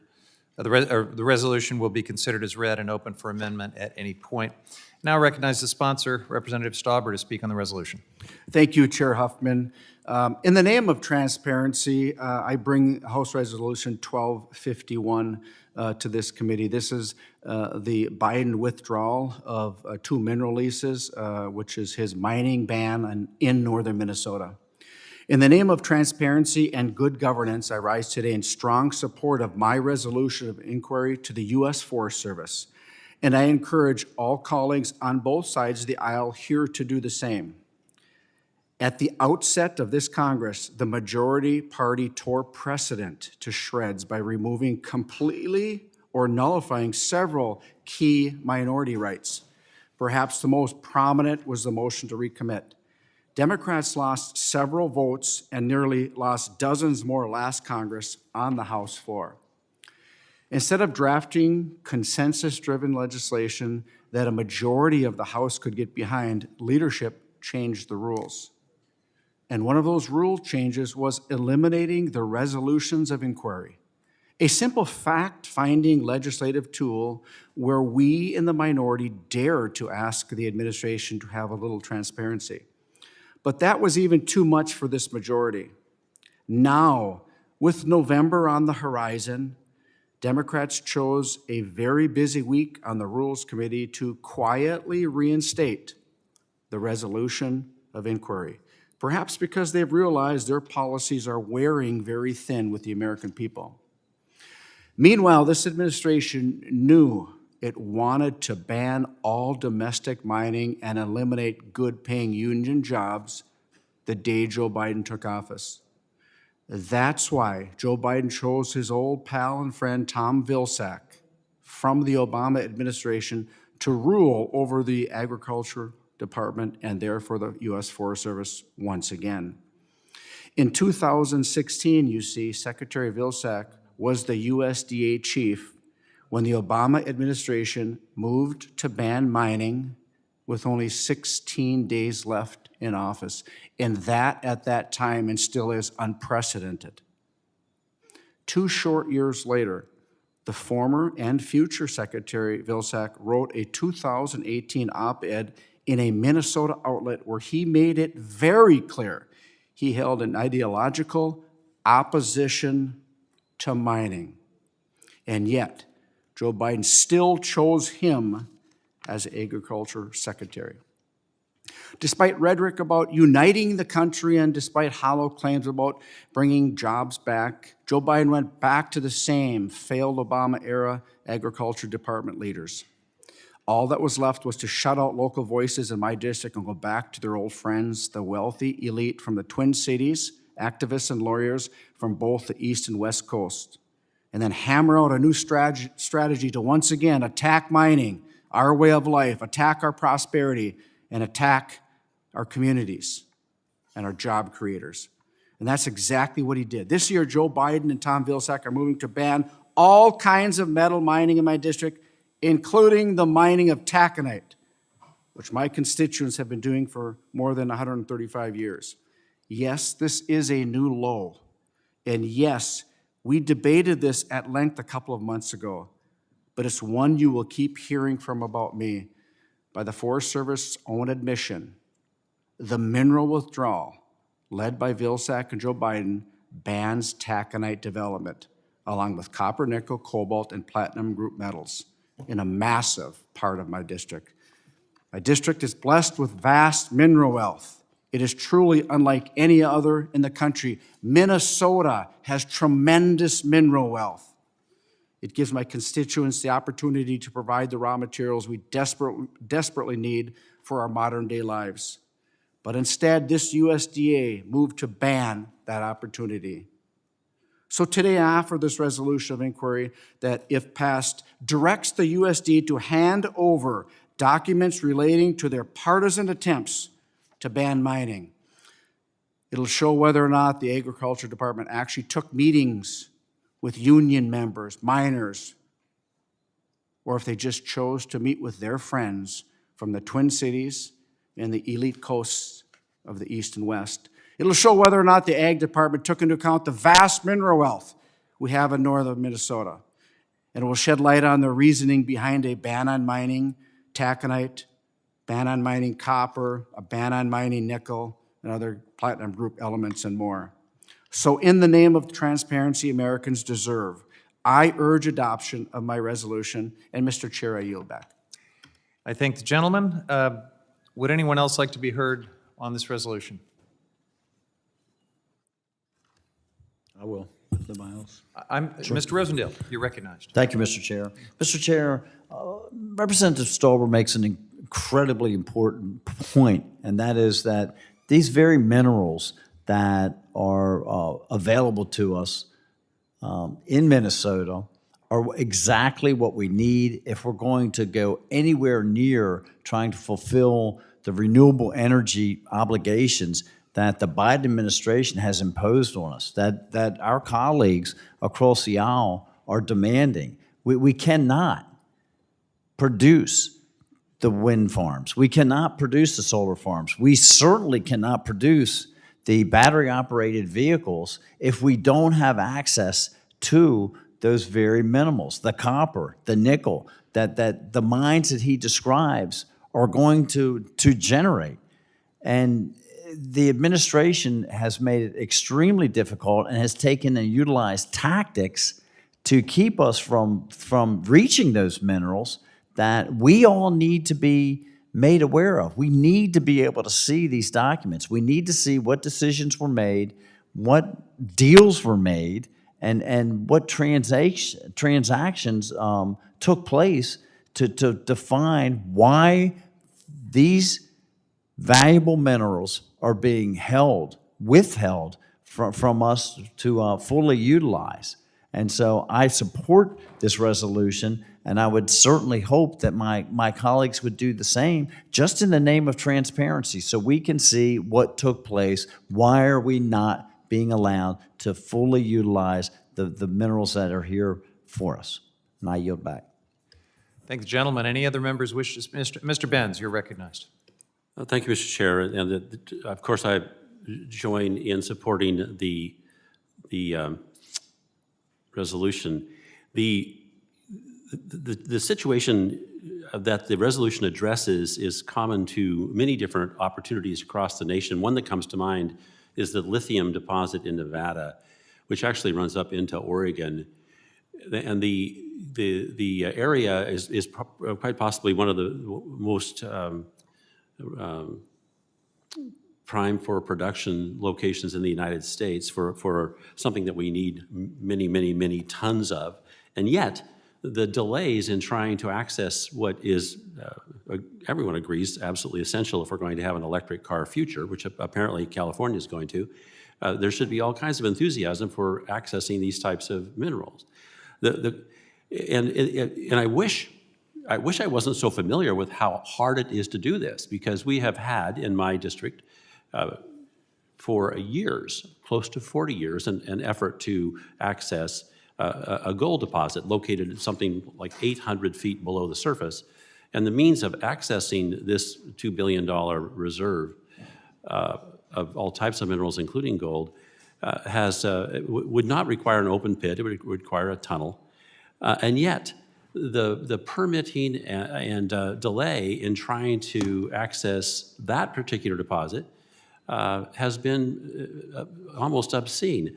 The question is, how are we going to move forward? And everyone will agree immediately that there's a problem, but the first step is trying to figure out what that problem is, and this resolution speaks to exactly that. And so, Mr. Chair, it's my hope that this resolution is adopted and that we do get the documents and we can sort out perhaps what the problem is. I don't know why those supportive of the Biden administration would object to this, because they run the risk of the Biden administration being accused of conducting a war on American security, because that's what's happening. Without these minerals, we do not have the type of content that many of the very items we're now sending off to Ukraine need. So why would we put ourselves in such a crazy, awful situation to be at risk when it comes to minerals of this nature? And everyone should know that the fact that we get a mine going, doesn't mean we're actually going to have the minerals. It's years before we're actually going to see it. But if we don't get started now, we're just making a bad situation that much worse. Would the gentleman yield? Of course. Thank you. You bring up a gold mine. There's a gold mine in the province of Ontario, 40 miles north of this same watershed that they permitted and started mining gold within 3 years. And I yield back. Mr. Chair, I yield back. Anyone else wish to speak to the resolution? Mr. Chair. Gentlelady is recognized. Thank you, Mr. Chair. I appreciate Republican support of a good government's day today, but this resolution has no credible basis in my opinion. The Biden administration has followed proper procedures, sound science, public input, and followed the law. As far as I know, Republicans have received answers to all the questions they have actually asked the Department of Interior related to this subject. 2 questions were asked, 2 questions were answered. So resolution of inquiry clearly is not the appropriate next step. This is an excuse to relitigate the issues that the committee already debated at length just a few weeks ago. And there is nothing, I just want to be clear for the record, that would ever prohibit a total ban or cause a total ban on taconite. So Republicans have failed to produce any evidence, any process of irregularities to the Biden administration's decision to cancel the twin metal leases to restart the process for a mineral withdrawal. I agree with the chair that these requests, well, they're totally unnecessary. When we compare the open process being used by this administration to the obstruction of the Trump administration on this very topic, it becomes comical. Let me explain to my colleagues what real obstruction and the process and lack of accountability looks like. I'd like to submit to the record 2 letters we sent to the Trump administration in November 2018 and on March 2019. We requested information on highly irregular and unsupported decisions by the Trump administration, the decision to overturn the U.S. Forest Service denial of consent to renew 2 mining leases, the abrupt cancellations of the mineral withdrawal process, all while at the same time 2 projects were withdrawn. One in the state of Montana, which was Secretary Zinke's project that he wanted to protect the water, and one in the state of Washington. The Trump administration, well, they overturned the established process that required transparency, public input, and sound scientific decisions when making the decision for twin metals, but provided nothing but a clear withdrawal on the other 2 projects I mentioned. All 3 were up at the same time. The administration did eventually respond, though, I have to say, after a long period to our request, but these responses were not made in good faith. The administration literally dumped thousands of useless pages, thousands of individual files with no content to show how these files responded to our inquiries, probably because they did not. And when we combed through these documents, we found vast majority did not even respond to the inquiries at all. We primarily found thousands of pages of duplicate pages. This is a duplicate page of 1 letter from Twin Metals over and over and over again. We primarily found thousands of pages, duplicate documents of completely irrelevant calendar pages, and even pages that were blank, completely redacted, or totally nonsense, like this pixeled logo I just held up.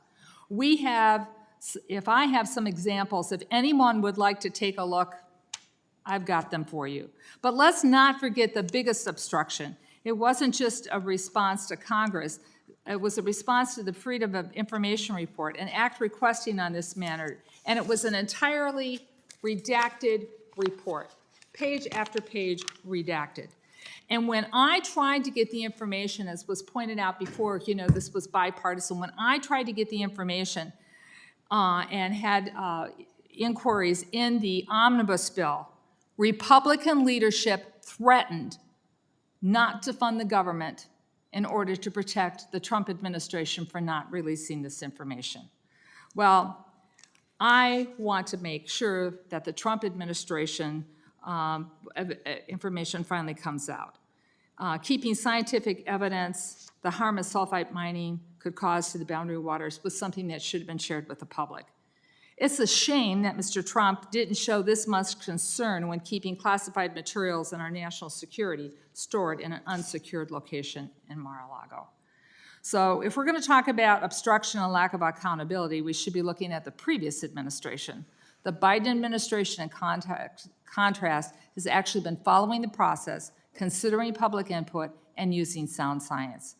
So I clearly reject Representative Stauber's resolution of inquiry as unwanted, and the American people have a right to know that water is a precious natural resource that deserves our consideration to be protected not only for today, but for future generations. This is a life-giving resource. With that, I close and yield back. Gentlelady yields. Anyone else wish to speak to the resolution? Mr. Graves. Thank you, Mr. Chairman. Mr. Chairman, I just want to quickly make note in response to the gentlelady from Minnesota's comments that I believe that on our side, we have over 200 requests for information to the administration, specifically to the Department of Interior, that have been unanswered. And to try to compare the transparency or the forthrightness of this administration to the previous, I'm not sure that that's a great comparison, but there were 200 outstanding requests for If the information. gentleman would yield. I'll tell you what, I got to yield to my good friend from Minnesota, and if there's time left, I'm happy to yield to you after. Thank you for the generous offer. Thank you very much, Mr. Graves. My good friend and colleague from Minnesota alluded to established process. There is not an established process to cancel mineral leases 16 days before an administration leaves office. That is not an established process. When the Trump administration came in, they wanted to reestablish a process. In this administration, at this moment, Joe Biden believes that, quote, domestic mining, end quote, includes mining in foreign nations. Those are his words. And to my good friend and colleague from Minnesota, the United States Forest Service can release whatever they want immediately. And I implore them to do that. And with your help, you and I can request them to release all the information, and you and I can lead it. This has been devastating to northern Minnesota and our miners. There was a project labor agreement in place, all union work, good paying jobs. With this mine and another one going, northern Minnesota could have the potential pushing $1 billion of economic activity every single year and help secure our mineral supply chain that our Department of Defense is begging this administration to mine here, hold the destiny of our nation and our military in the palm of our own hands, and not wait, or not rely, rather, on adversarial nations like China and Russia. If we've learned anything from COVID, we have to hold the dependency in our own hands. That includes energy dominance, mineral dominance, reshoring, manufacturing here in our country, using American workers, American technology. This administration's war, not only on American energy, but American mining, and specifically on this resolution, critical minerals mining. I asked twice during a natural resources hearing, why did this administration not let an environmental impact statement go forward? That's the highest review. And my response was the administration pulled the leases, so it doesn't matter. Before they pulled the leases, why didn't they allow the highest environmental standards, highest labor standards, the environmental impact statement be produced in the mine plan of operation? And why don't they follow a specific review of the mine instead of a broad look like they do other places? This mine plan of operation was put forward, the dry stacking method, was moved forward in the mine plan of operation that was demanded by anti-jobs, anti-mining groups across this country. The dry stacking method was put forward in the mine plan of operation, and they still didn't support the mining in northeastern Minnesota. We cannot transition to alternative sources of energy, securing our dependency, without mining in the Duluth complex, which has 95% of this nation's nickel reserve, 88% of the cobalt reserve, and over 1/3 of our copper and other platinum group metals. And last week, when I asked the head of the California Wind Project, can you commit to United States steel and critical minerals mined in this country by American labor and technology? And he couldn't commit to that. That's unbelievable. Mr. Chair, I yield back. There wasn't any time left to yield to me. Any other member wish to Mr. Chairman, address the resolution? Mr. Chairman, Mr. San Nicolas, you're recognized, sir. I yield my time to Ms. McCollum. Mr. Chair, I thank the gentleman. I want to just make a few brief comments again. Scientific evidence shows that all these mines leak. To put this 20% of the most pristine water at total risk for future generations not to be able to use, when we have Palm Springs talking about tapping water from the Mississippi River, and I was just out west, and the shortage of water. We should be mindful of what climate change is doing. And we need to treat this water as the precious natural resource it is. A lot's been said about mining and these precious critical minerals in the Department of Defense. I chair the subcommittee on defense appropriations. I know how important these minerals are. The Department of Defense will also tell you wars are being fought over water. There is no guarantee in today's economy with an open market that anything that we mine here stays here. It goes over to China to be smelted. A Chilean foreign-owned company controls twin metals. There's no guarantee that any of it will come back. I just had a meeting this morning with some of our companies saying we have to make a guarantee that what we mine here for our critical national security issues, we have to keep it here. We have to recycle it here. We have to protect it here if it's ours. So there's a lot being said, but let's get back to the facts. The facts are this is a critical, important natural resource, water up there. And there's conflict between the two because these mines fail and they leak. And we have a responsibility, I believe, to protect life-sustaining water for this generation and for future generations. Because folks, you think fights are happening over oil and gas? Wait until the world starts running out of water. With that, I yield back, and I thank the gentleman very again for his gracious use of time for me. Thank you, Mr. Chairman. I yield back.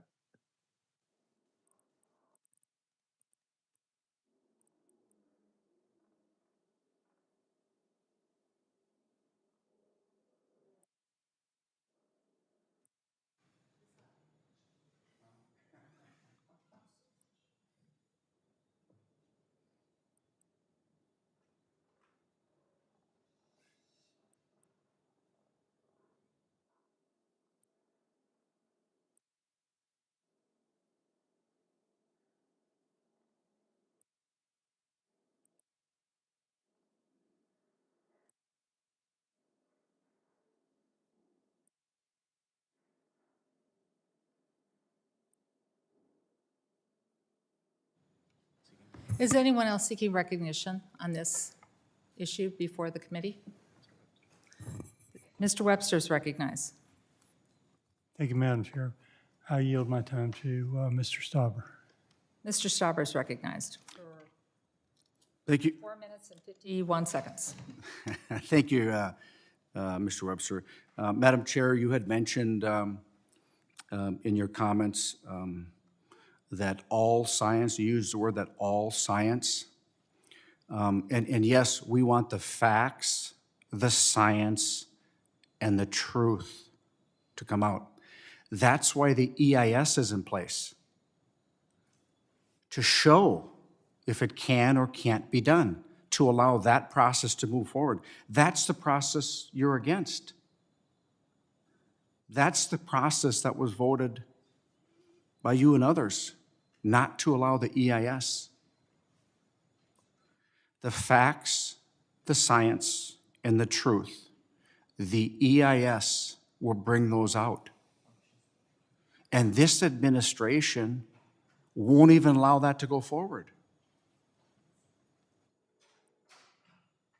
We have the ability to make sure the dependency of this nation and its critical minerals and the destiny thereof is in our own palm of our own hands. We must have the political will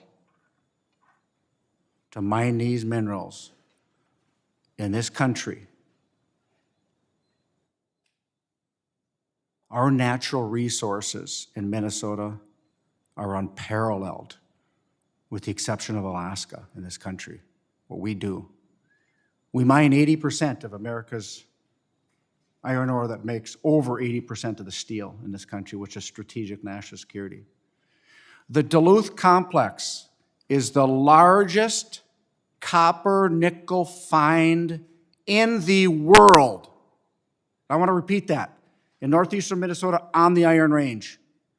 And this administration has banned mining, has banned us the opportunity, has stopped the opportunity for these good-paying jobs and our communities that rely on this economy and the safety and security of this nation.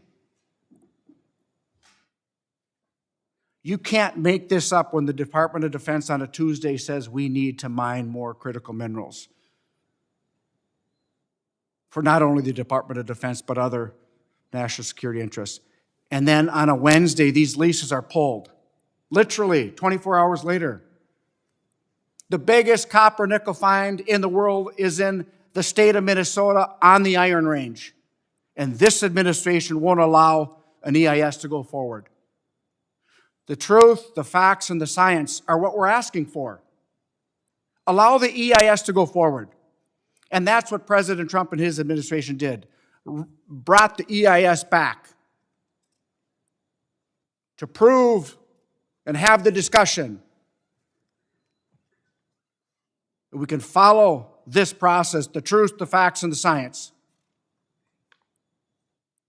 This is a 20-year ban. It's going to be a lifetime ban, is what this administration wants. And it's affecting the communities and the constituents that I serve.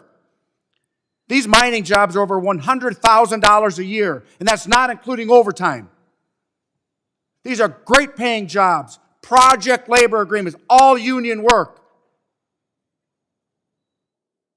And this administration kicks our communities in the face. We have to not just look and listen to what this administration does, we have to look at their actions. What are their actions? Not just their headlines. What are their actions? This administration has devastated northeastern Minnesota and the opportunity for my constituents. 3,000 plus jobs, both primary and secondary. In a stroke of a pen, he pulls the process away. And my colleagues on the other side of the aisle talk about process until there's improvement and forward progress. Then they want to stop it. When there's forward progress towards support of mining, up until the time an EIS is asked for, where the facts, the truth, and the science will come out. This administration has been devastating to northeastern Minnesota and my constituents. The gentleman's time has expired.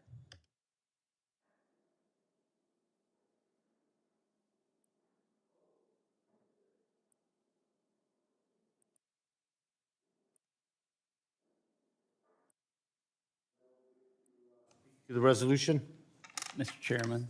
Mr. Westerman, sir.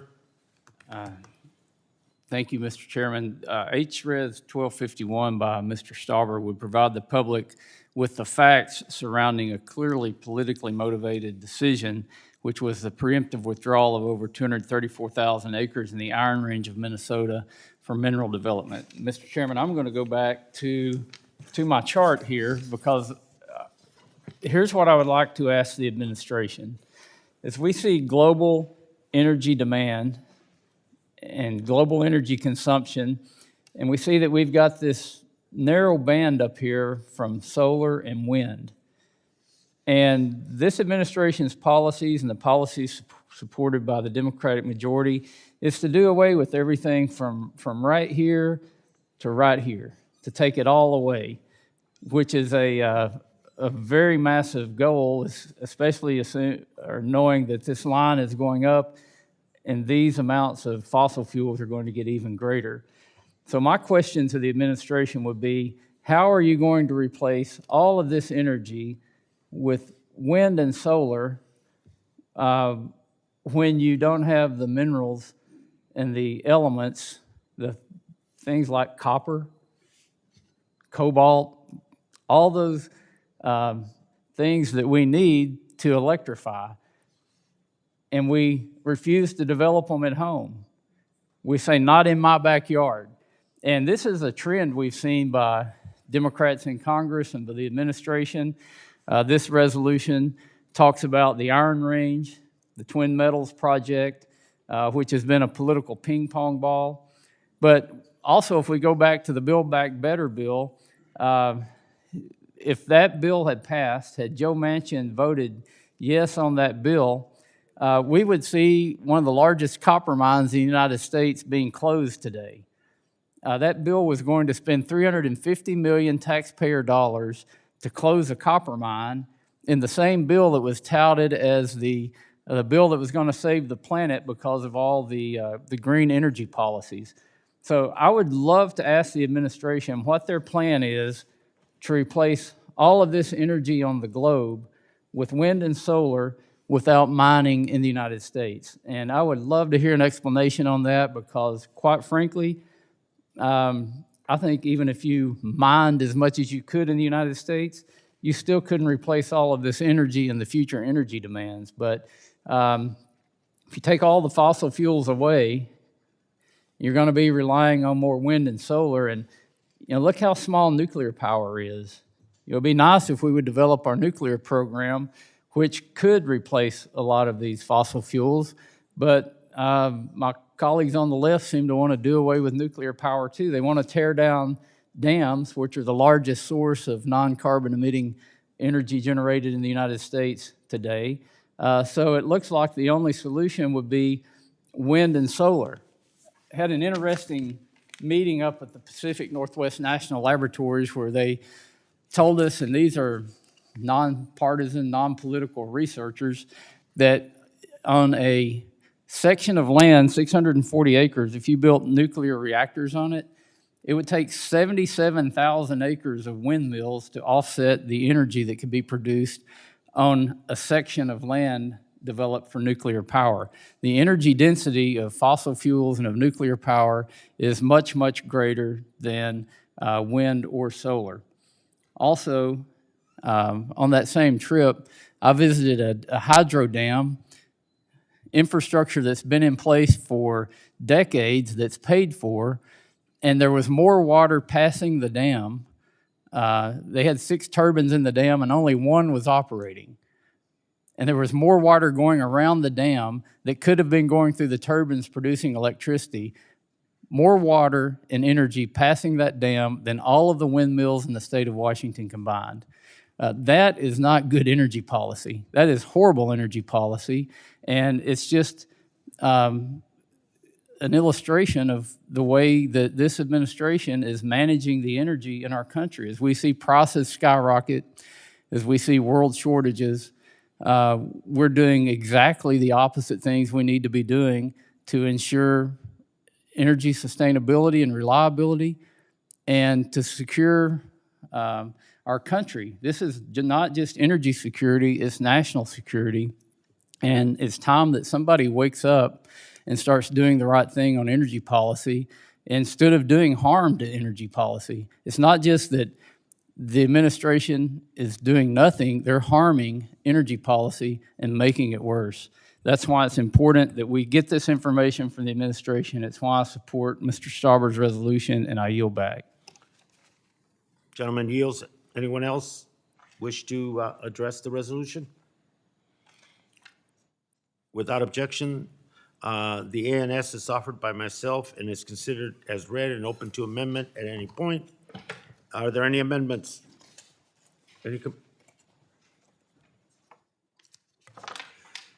If there are no amendments, the question is on adopting the ANS. All those in favor indicate by saying aye. Aye. All those opposed, no.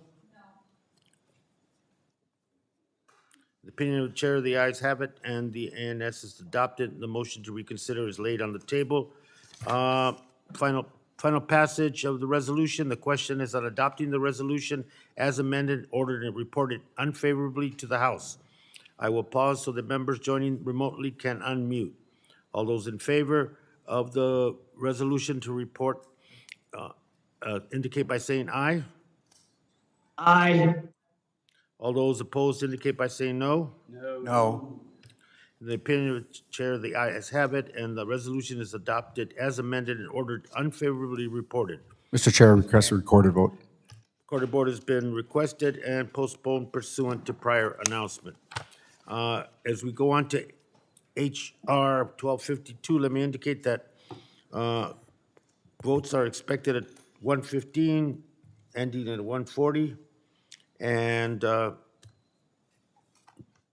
for those members that have flyouts and commitments to get out of town, to get to their districts, I will be discussing with the ranking member at the end of this how we can expedite the end of the meeting in terms of en bloc for the resolutions, if that is something that the ranking member is favorable toward. HR 1252, Mr. Stauber. I ask unanimous consent, the Subcommittee on Oversight and Investigation, Subcommittee on National Parks, Forests, and Public Lands, and Subcommittee on Energy and Mineral Resources be discharged from further consideration of the resolution, and without objection, the resolution will be considered as read and open to amendment. I recognize the sponsor of the resolution, Representative Stauber. You're recognized to speak to the resolution. Thank you very much, Mr. Chair.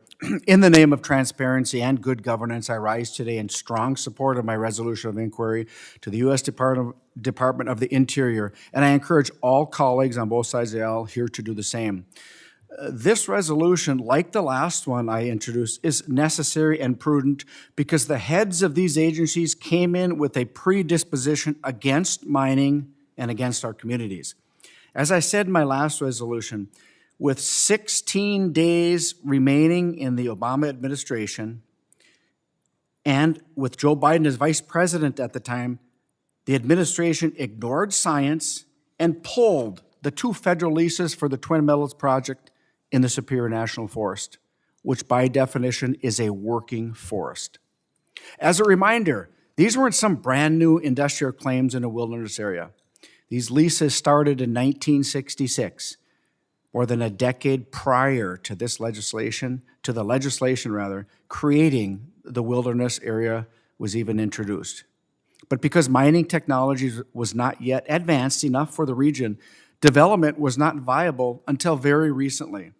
And might I remind my colleagues on the other side of the aisle, they are outside of the wilderness and outside of the buffer zone. I want to repeat this. There will be no mining inside the Boundary Waters Canoe Area, wilderness, and there will be no mining in the buffer zone surrounding the wilderness area. So President Trump and Secretary Bernhardt did the right thing by reinstating the leases in May of 2019. Twin Metals was then preparing a robust mine plan of operation using state-of-the-art mining technology that was not even yet conceived in the 1960s. The company was going to undergo a rigorous environmental impact statement, which would have answered many of the questions we have today and provided insight on geology, on supply chains, and much more. For example, Twin Metals, a 100% underground mine, was going to use dry stack tailings, making acid rock drainage impossible, according to a leading geoscientist. In fact, the Minnesota Center for Environmental Advocacy, among many other leading activist fundraising organizations, argued that the mining projects should be using dry stack tailings as far back as 2011. And Twin Metals signed a project labor agreement with the Iron Range Building and Construction Trades, committing to creating generational wealth in communities that desperately need it today. So many might be wondering why a president with such lofty renewable energy goals, who claims to support union jobs and who is faced with a chance to have a modern mining project with state-of-the-art techniques to develop the resources that we all need, which will help him meet his goals, and why does he have such a disdain for mining in our communities is a big question. What we do know, however, is that Joe Biden chose Secretary Haaland to be the Secretary of the Interior. Secretary Haaland and my former colleague on this House Natural Resource Committee co-sponsored H.R. 5598 last Congress, legislation that bans more than 234,000 acres from mining, including taconite, if the Forest Service chief calls for it. Ranking Member Westerman and I invited the Secretary up to northern Minnesota to learn more about our mining opportunities and actually hear from our constituents. Instead, Secretary Haaland came to visit St. Paul to look at a few urban parks and trails. Just like Secretary Vilsack, the President chose an Interior Secretary who came in with her mind made up. Now the administration has spent 2 years backfilling justifications why they can pull leases, institute withdrawals that ban all mining, including taconite, and drown out the voices of working families on the Iron Range in northeastern Minnesota. So let's find out why the Biden administration is so afraid of the highest level of environmental review and letting the truth, the science, and the facts come out. Why is this administration afraid of the environmental impact statement? To allow the facts, the truth, and the science to come out. And I urge all members of this committee to support my resolution in the name of transparency and good governance. And Mr. Chair, I yield back. Gentleman yields. Anyone else wish to? Ms. McCollum, be recognized. Thank you, Mr. Chair. And I'll be brief. I think this committee is well-versed, and people have pretty much, as we say, are fully informed and know how they're going to vote on this particular issue. But I'm urging a no vote on this resolution of inquiry. The Obama administration, as well as the Biden administration, have followed the law. They followed the process. And that was to hear from the Forest Service when making up their mind. I got a call from Secretary Zinke when I was chair of the Interior Committee saying, oh, you know what? I've just decided, the Trump administration has just decided to halt, to stop the scientific inquiry into whether or not these mining activities could take place and not damage the water. I showed you what I got in response. I had to file a FOIA. I got blank pages, folks, blank pages. None of the scientific information was made available, and they stopped it short just of a few weeks, a few months before the information would have been made public, and yet what I get is redacted. So let's be clear. During the debate on the other resolution, I stated the Biden administration has followed proper procedure. They have. There's two important resources that are in conflict up in this area. So what are they doing? They're listening to the public. They're listening to local communities. They're considering sound science on the impact on the water. And most importantly, folks, they are following the law, unlike the previous administration, which pulled the law from out underneath us. To be clear, my opposition to these resolutions has nothing to do with the need for certain minerals in our clean energy funds. I understand, as the chair of the Defense Appropriations Subcommittee, I am well-versed, folks, in what our national security responsibility is, and I take my oath of office and my role as chair seriously.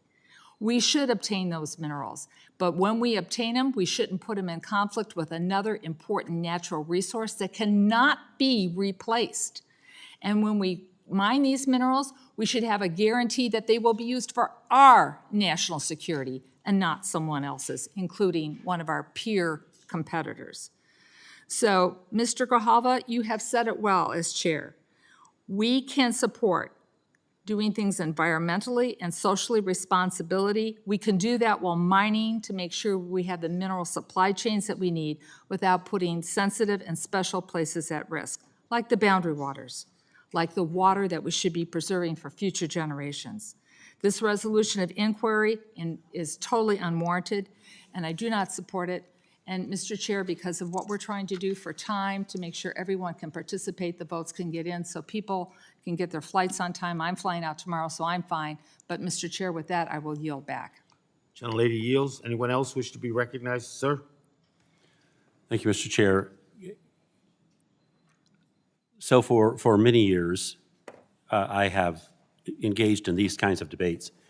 And the interesting thing always is that those who are opposed to accessing these minerals have a almost unlimited list of reasons why minerals cannot be mined.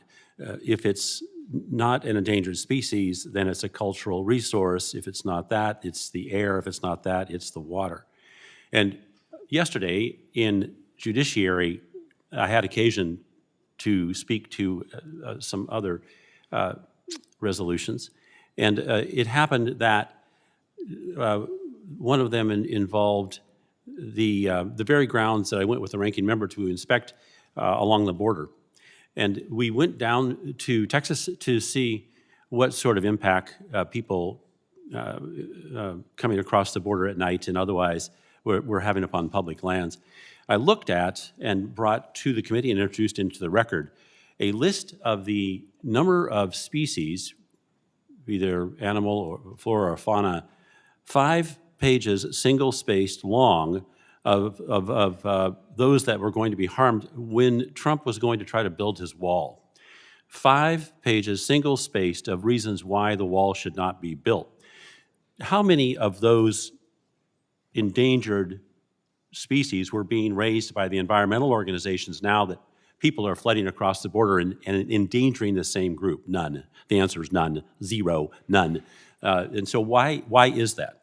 Sound science would suggest that 1 million people tromping across these critical environmental resources are having as much damage, doing as much damage as would the wall, but still, I challenge the remark that everything is based on sound science. I do that because I see that word used many, many times inappropriately when it comes to matters involving water in my small state of Oregon. But let me just call this out, though. It's important that we protect the water, air, and cultural resources and endangered species. Yes, it is. But you know what's more important? Is protecting our country.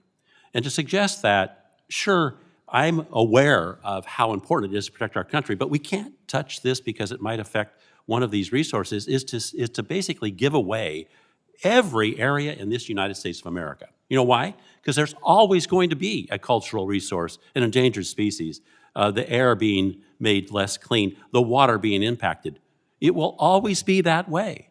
And I can tell you that because in my little state of Oregon, which is actually the 10th largest state in the nation, we have this massive amount of space that many people would drive through it and say, there's really nothing here.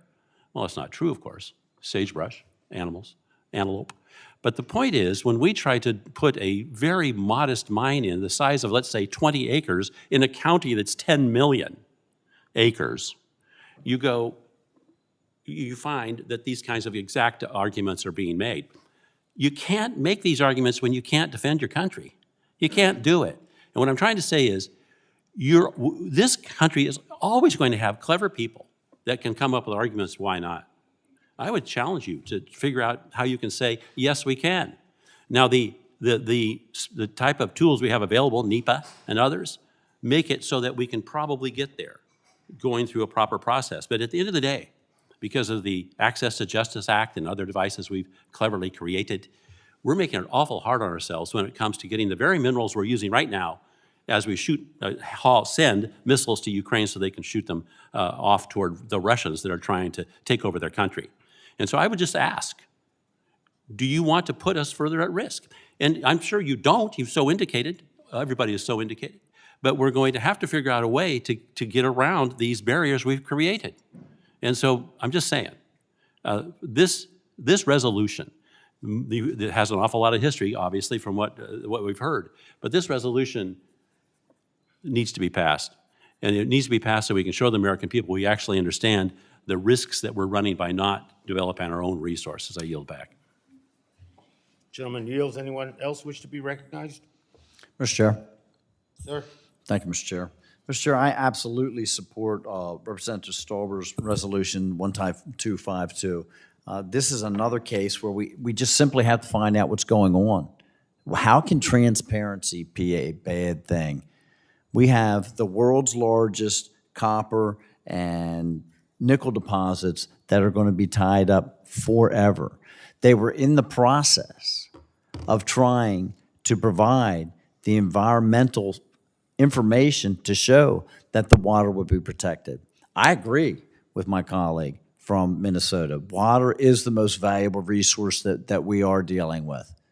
We've got a very old saying in Montana that water's for fighting, whiskey's for drinking, okay? And it is the most critical source that we have. But when we do not even allow the people that are trying to develop these resources, utilizing state-of-the-art technology, things that are being developed on a daily basis. We haven't allowed them to pursue the EIS, to provide the facts, the information that will show. And as my good colleague from Minnesota says, the facts, the truth, and the science to show how well, how efficiently, how environmentally sound that these resources can be developed.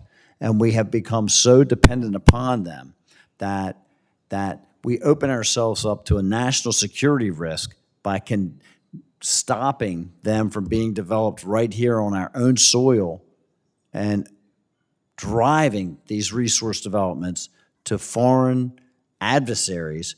It is not in our best interest. And to not even consider the environmental impact, to not look at the studies, to find out if the water is safe or not, it's just bewilders me.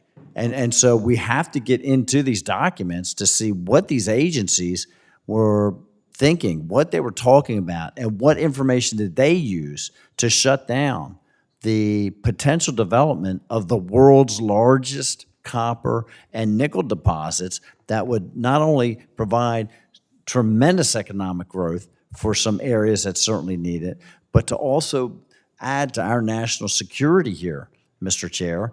And so we have to have that information to find out what was directing, what was causing the decisions of this administration to shut that down. So I, again, support the resolution 1252, and I would certainly hope that my colleagues would do the same. Thank you. I yield back. Thank you. Anyone else wish to be recognized on the resolution? Mr. Chairman. Mr. Westerworth. Mr. Chairman, again, I want to support Mr. Stauber's resolution because I want to find the administration's answer to this question. 136,000 tetrawatt hours of energy come from fossil fuels. 8,000 come from wind and solar on the planet today. How in the world are you going to replace 136,000 tetrawatt hours of energy with wind and solar when we don't mine? The copper, the nickel, the cobalt, all of those things that are in the Twin Metals mine in Minnesota are going to have to come from somewhere, and it's an enormous amount. It may even be impossible to come up with that much material. We could do it with nuclear power, but if you remember, there was a bill passed out of this committee to do a removal of, or a lease withdrawal in northern Utah or northern Arizona up to the Utah border for our largest deposits of uranium. So even though we only get 0.5% of our uranium domestically, the majority wants to take all of that land out of a leasing potential. So even if we wanted to do nuclear, we would still be buying all of our uranium from Russia and Kazakhstan. So we have the resources, we have the ability to be energy independent in all types of energy, but what the administration's doing is working just the opposite of that, and the policies that are being supported in this committee by the majority are doing just the opposite of that. So we need answers, and that's why I support Mr. Stauber's resolution. And I yield back. Would the ranking member yield? And I'm not being argumentative on this. It's just, would you yield? Sure. So here's the challenge we all face as Americans. When we mine these minerals, they are sold on a global open market. I want more wind, I want more solar, I want it built here in the United States. But when we put these out, and a lot of foreign companies own these leases, when we put these out, this is a dilemma we all have to solve. They're on the global market. They can land up in China. China's producing all this stuff, and we don't have a chance to produce it. So I want all of you to know how sincere I really, really am about solving this problem. And I look forward to working with the ranking member and others on it. Thank you. And I appreciate the gentlelady's comments, and hopefully, maybe if we said only these mines could be operated by American companies, but the chart I showed is a global chart. There's a global demand for energy, and the mining has to come from somewhere. Mr. Chair? Would you yield Mr. time? Stauber? I appreciate my good friend, Representative McCollum's comments. We can assure 100% in America we will never use child slave labor, ever. 100% we can guarantee in the United States of America we will never mine cobalt using child slave labor. And if you agree with what you just said, and I have no doubt you do, then we need to look at NEPA reforms. We need to ensure and support domestic smelting and manufacturing.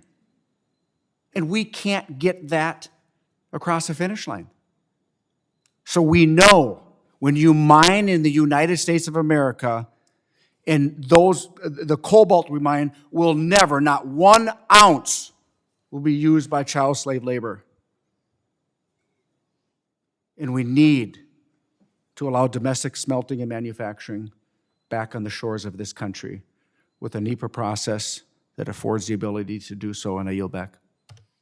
I appreciate the gentleman pointing that out, that it's more than just mining, which means it's also more wealth generated in our country than just what comes from mining. When you do the smelting, the refining, even the manufacturing of the finished goods, that means American jobs, using American resources to produce American energy, and getting away from Chinese supply chains, and getting away from slave labor, using those techniques and the laws that we have in this land to do it safer, more efficiently, and more effectively than any place else in the world. That's why we want these answers from the administration. Somebody has to have a plan, and the plan that's out there right now, if there is one, is not working. Thank you, Mr. Chair, and I yield back. Gentleman yields. Anyone else? Sir? Yeah, thank you very much. I want to continue on this point that's just being made. The infrastructure in the United States has been driven out of our country. And having been in the middle of mining debates in the state of Wisconsin, we saw it so frequently. What was one of the #1 talking points? One of the #1 talking points is there's no domestic manufacturers. We shouldn't allow mining to go on in our country because it's only foreign mining interests that'll come in, primarily Canada, Chile, places like that. And so, but how do you have a domestic mining company when the message is being sent very clearly, we don't want you? And so think about some of these heavy extraction companies. What do they end up doing? They say, we're not going to fight this because NEPA is completely against us. It's going to take us 20 years to get the permit, and then at the last minute, the rug gets pulled out from under us. I mean, think about the message. And then you're saying, well, why isn't there anybody that will do it? They won't do it because they're set up for failure at this point in America. You have to set this in place that it actually they have hope that it's going to happen. And the Twin Metals example is the perfect one, how the rug was pulled out from under them. And finally, to the point that General Montana made, is the mining permitting process. I know Minnesota's law. I know Wisconsin's law. I've seen the federal law. Let it work. Let it work, and we will find out whether they should be able to mine or not, rather than using these artificial, extraneous means, oftentimes administrative means, to shut down discussion before they even complete the permitting process. Yes, I yield to the gentleman from Oregon. Thank you for yield. To your point about the concern about that which is mine going on the world market. Should this mine open, or should any mine open in the United States? I would say that in many respects we kind of have to do that. But the point that needs to be brought out more clearly, and I think it's been alluded to in the last couple of remarks, is that the mine, should we allow it to happen here, is here. It's within the United States, and so the source, thus, of those minerals would now be available to us right here. If it's in China, kind of hard to get to if they decide to close the door. So, but if we have the mine here, the fact that they choose to sell on the open market doesn't mean that that would be unavailable to us, because that mine is here. And in a situation where we have to have those kinds of minerals for our defense, then it's here. That's the point. But the real sad thing is, if we said go tomorrow, we wouldn't have that mine up and running for 5 years, at least. I mean, maybe we can do it more quickly, but we have to have it processed. And having the process facility here, that's another forever. But we've got to start doing it. But the fact that it's here brings all the other good things that we've already heard about. I just want to reiterate, it doesn't do much good to have clean water and clean air and all this other stuff if you don't have a country to protect it. And that's why I keep coming back to national security issue. I yield back. Yeah, and you just think about, if they mine here, there's that much greater, there's not 100% certainty, but there's a much greater certainty that those downstream things are going to be produced right here in America. I'll give you an example. The largest unmined taconite deposit in North America at this point is in northern Wisconsin. We wrote a law in hopes that we could tap into it. Obviously, that doesn't happen. It has not happened. They have said that deposit is so rich, the ore underlying it, that they may not have to go to creating taconite pellets. They could use something called a direct reduction process to go straight to steel. Save 40% on the electrical generation as a result of going to direct reduction. We're never going to know under the current NEPA mining processes, and with this fabulously wealthy environmental groups in the United States of America whose business is to shut down every natural resources project, major natural resources project that we try to undertake. I yield back. Gentleman yields. Anyone else wish to comment? Let me recognize myself for very few seconds, I hope. And following up on the gentlelady's comments about the dilemma. And then we're faced with choices. Even the reference to uranium mining around the Grand Canyon, less than 1% of the volume of available uranium is within that Grand Canyon region that presently is withdrawn by the Obama administration from uranium mining based on its history. But the dilemma is the balance. The balance is that river, the Colorado River, 140 million people depend on it. 40 million people depend on it. Industry, 5 states, upper and lower basins. And so what's the balance? Do we say uranium mining full force, let it happen. And if we lose a water source or contaminate a water source, that's just collateral damage.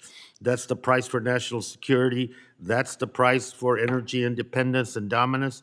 I don't think so. And I don't think the values by even polling in Arizona, where 70+% across party lines support the permanent withdrawal of uranium mining and mining from around the Grand Canyon because of the water source and because of cultural resources as well. So you can't just make it, the dilemma is caused by the choices that we're provided with. NEPA exists because of reform legislation, because of the abuses and the public's being left out of the process, the threats to public health, and the need to have adequate, deep analysis and public participation in that process. The litigation we face is always over a controversy in which that public voice and that public input is denied. Every one of these issues that ends up in a controversy deals with this choice. And, you know, the industry, the extraction industry, mining, gas, oil, are very powerful. And the frustration they feel and that you articulate for them is that these rules are costing us money. These rules are costing us, NEPA is costing us not to be able to do what we want without any consequences, without any controls, without any recommendations, and without any study. Those are the choices, you know, and I don't think these resolutions speak to an old time where mining is still in 1872 and they can do what the hell they want when they want. We're talking about bringing mining into this century. And if it requires putting aside places like Boundary, Grand Canyon, and others for the long-term protection of other resources, then we need to do that. If we don't, then the risk for the short-term gain for industry at the long-term expense for the American people and our public health and our precious resources, in this case, water, that's a risk I'm not willing to take. And I think these resolutions open the door once more for that industry who reform legislation, whether it's NEPA or others, clean air, clean water legislation in the 70s was a consequence of the abuse that industry produced on public lands and lands in general and waters in general. So we're dealing with a choice. The choice is, do you want to operate in this century or do you want to continue to remain in 1872 and pretend that mining has all the rights, all the privileges, and all the access for the extraction industry at the expense of everything else? I think what Democrats have come to the realization, and I would suggest the majority of the American people have come to a realization, that if you're going to fight climate, you're going to move into transition away from fossil fuels, if you're going to, that there is no minimal collateral damage, and that we must have a process that involves the public and provides everybody with all stakeholders in this question, not just the industry, with the ability to influence recommendations, options, and then I think we can go forward. But as long as we're stuck in 1872, these kind of debates and these kinds of dilemmas are going to continue to confront us. I yield back, and I probably set off other people that want to talk now. Anybody wish to address the item? Mr. Chair, Sir? I yield my time to Mr. Stauber. Thank you, Mr. Webster. Mr. Chair, yes, you did. I just want to share with you, you said a couple of things about, you talk about the process and the transparency of the process. That's exactly what I'm saying. This administration did not allow the environmental impact statement to go forward. They pulled the leases, wouldn't go forward with the environmental impact statement. And Mr. Chair, you brought, or members of the majority brought to this committee, an expert on hard rock mining, and I believe the individual is from Colorado, who said we need to stop hard rock mining. And that was before I was on this committee.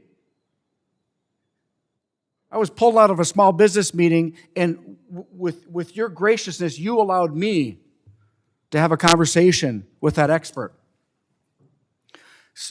She said we need to stop hard rock mining because the reclamation process is bad for the community, bad for the environment. And I invited her to northeastern Minnesota. I will show you a reclamation project where there's bear, there's wolf, there's deer, there's birds, there's bees, and that we harvest hay on it. We do it better than anybody. So the individual from Colorado had no idea how we do it in Minnesota. But she was brought here as a hard rock mining expert because apparently we don't reclaim mines in her opinion. And she has yet to take my invitation. We mine better than anybody else in the world. And nobody gets to own the title of environmentalist. We are all environmentalists. We all have a responsibility to give these lands, this earth and the water to the next generation better than we received it. And Mr. Chair, you talk about mining. It's the last century. We're in the 21st century mining. The technology is through the roof and getting better. That's why I challenged my friend and colleague from St. Paul who showed me a mining study. Some of the studies were from 1800s. Yes, mining does have sins of its past, but we've corrected them. And we continue to demand correction. We're using 21st century technology with American miners, American resource, our technology here to mine these resources that we use every single day. Minnesota's mineral wealth is unparalleled. I'm not going to back off fighting for my constituents and our mining communities that can do so much for this country. Secure our supply chain. Make sure that the future of this country is in the palm of our own hands. I mentioned an hour or so ago, if this country if we haven't learned from COVID to be energy independent, mineral dominant, reshore our manufacturing, shame on us. And we have the ability right here to do that. And Mr. Chair, I do appreciate you bringing this up because it gives us all an opportunity to have the conversation. And those representatives on both sides of the aisle that have mining as a major part of their economy understand we do it better than anybody using the best technology. And I'll yield 1 minute to my friend from Wisconsin. Or you'll have to do it. Okay, thank you very much, the gentleman from Florida. And yeah, you did open Pandora's box here, Mr. Chairman. You really set up a false choice, 1872 versus 2022. It is a false choice. Let me give you a real quick example. In terms of emissions from our power plants in the state of Wisconsin, we have had over an 80% reduction since the 1990s in nitrous oxide and sulfur dioxide. A terrific win for the environment and for all the people of America. We are getting better and better year after year, and if we just allow the mining permitting process to go through without this, without interruptions that are meant simply to delay and stop them from happening rather than getting to the scientific truth, we will be in a much better place. And that's why we should support this underlying bill. Let's get to the transparency. Let's get the light. If you got nothing to hide, then let's do it.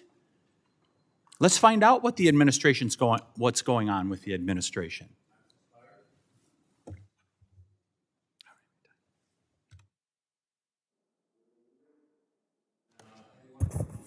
Yield back.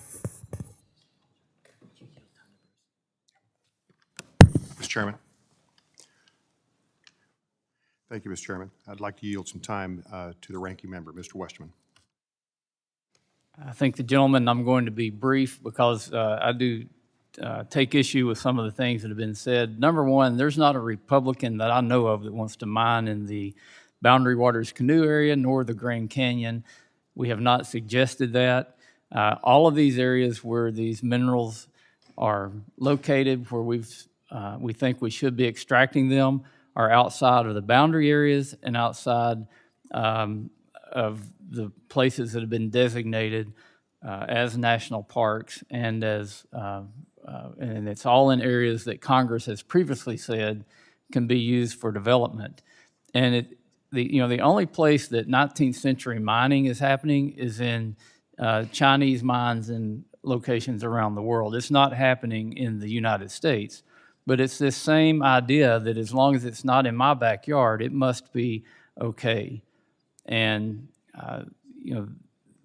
I think the chairman knows, I think everybody in this committee knows that none of these projects are proposed within the Grand Canyon National Park boundary. It's well outside of that. It's not in the Boundary Waters canoe area or the buffer zone around the canoe area. And a lot of these mines are below ground mines. They're not even surface mining, which I happen to get a chance to go out with Mr. Rosendale and visit some reclaimed surface mines in Montana that you couldn't tell them from the natural landscape. They've spent millions of dollars restoring these mining areas, and they even match the landscape that surrounds it. So again, we do it better than any place else in the world. We have stricter regulations. We have more requirements and more accountability. And we also are blessed with resources that we're leaving in the ground while the rest of the world's leaving us in the dust on developing these products. I yield back to the gentleman from Idaho. Mr. Chairman, I'd like to yield the balance of my time to Mr. Stauber. Mr. Chairman, you had brought up 21st century mining. I want to give you some studies and the dates of those mines that are being brought forward by those groups, many of those groups that are anti-jobs, anti-mining. The Ray Mine Complex, 1880 to 1952. Mission, 1961 to 61.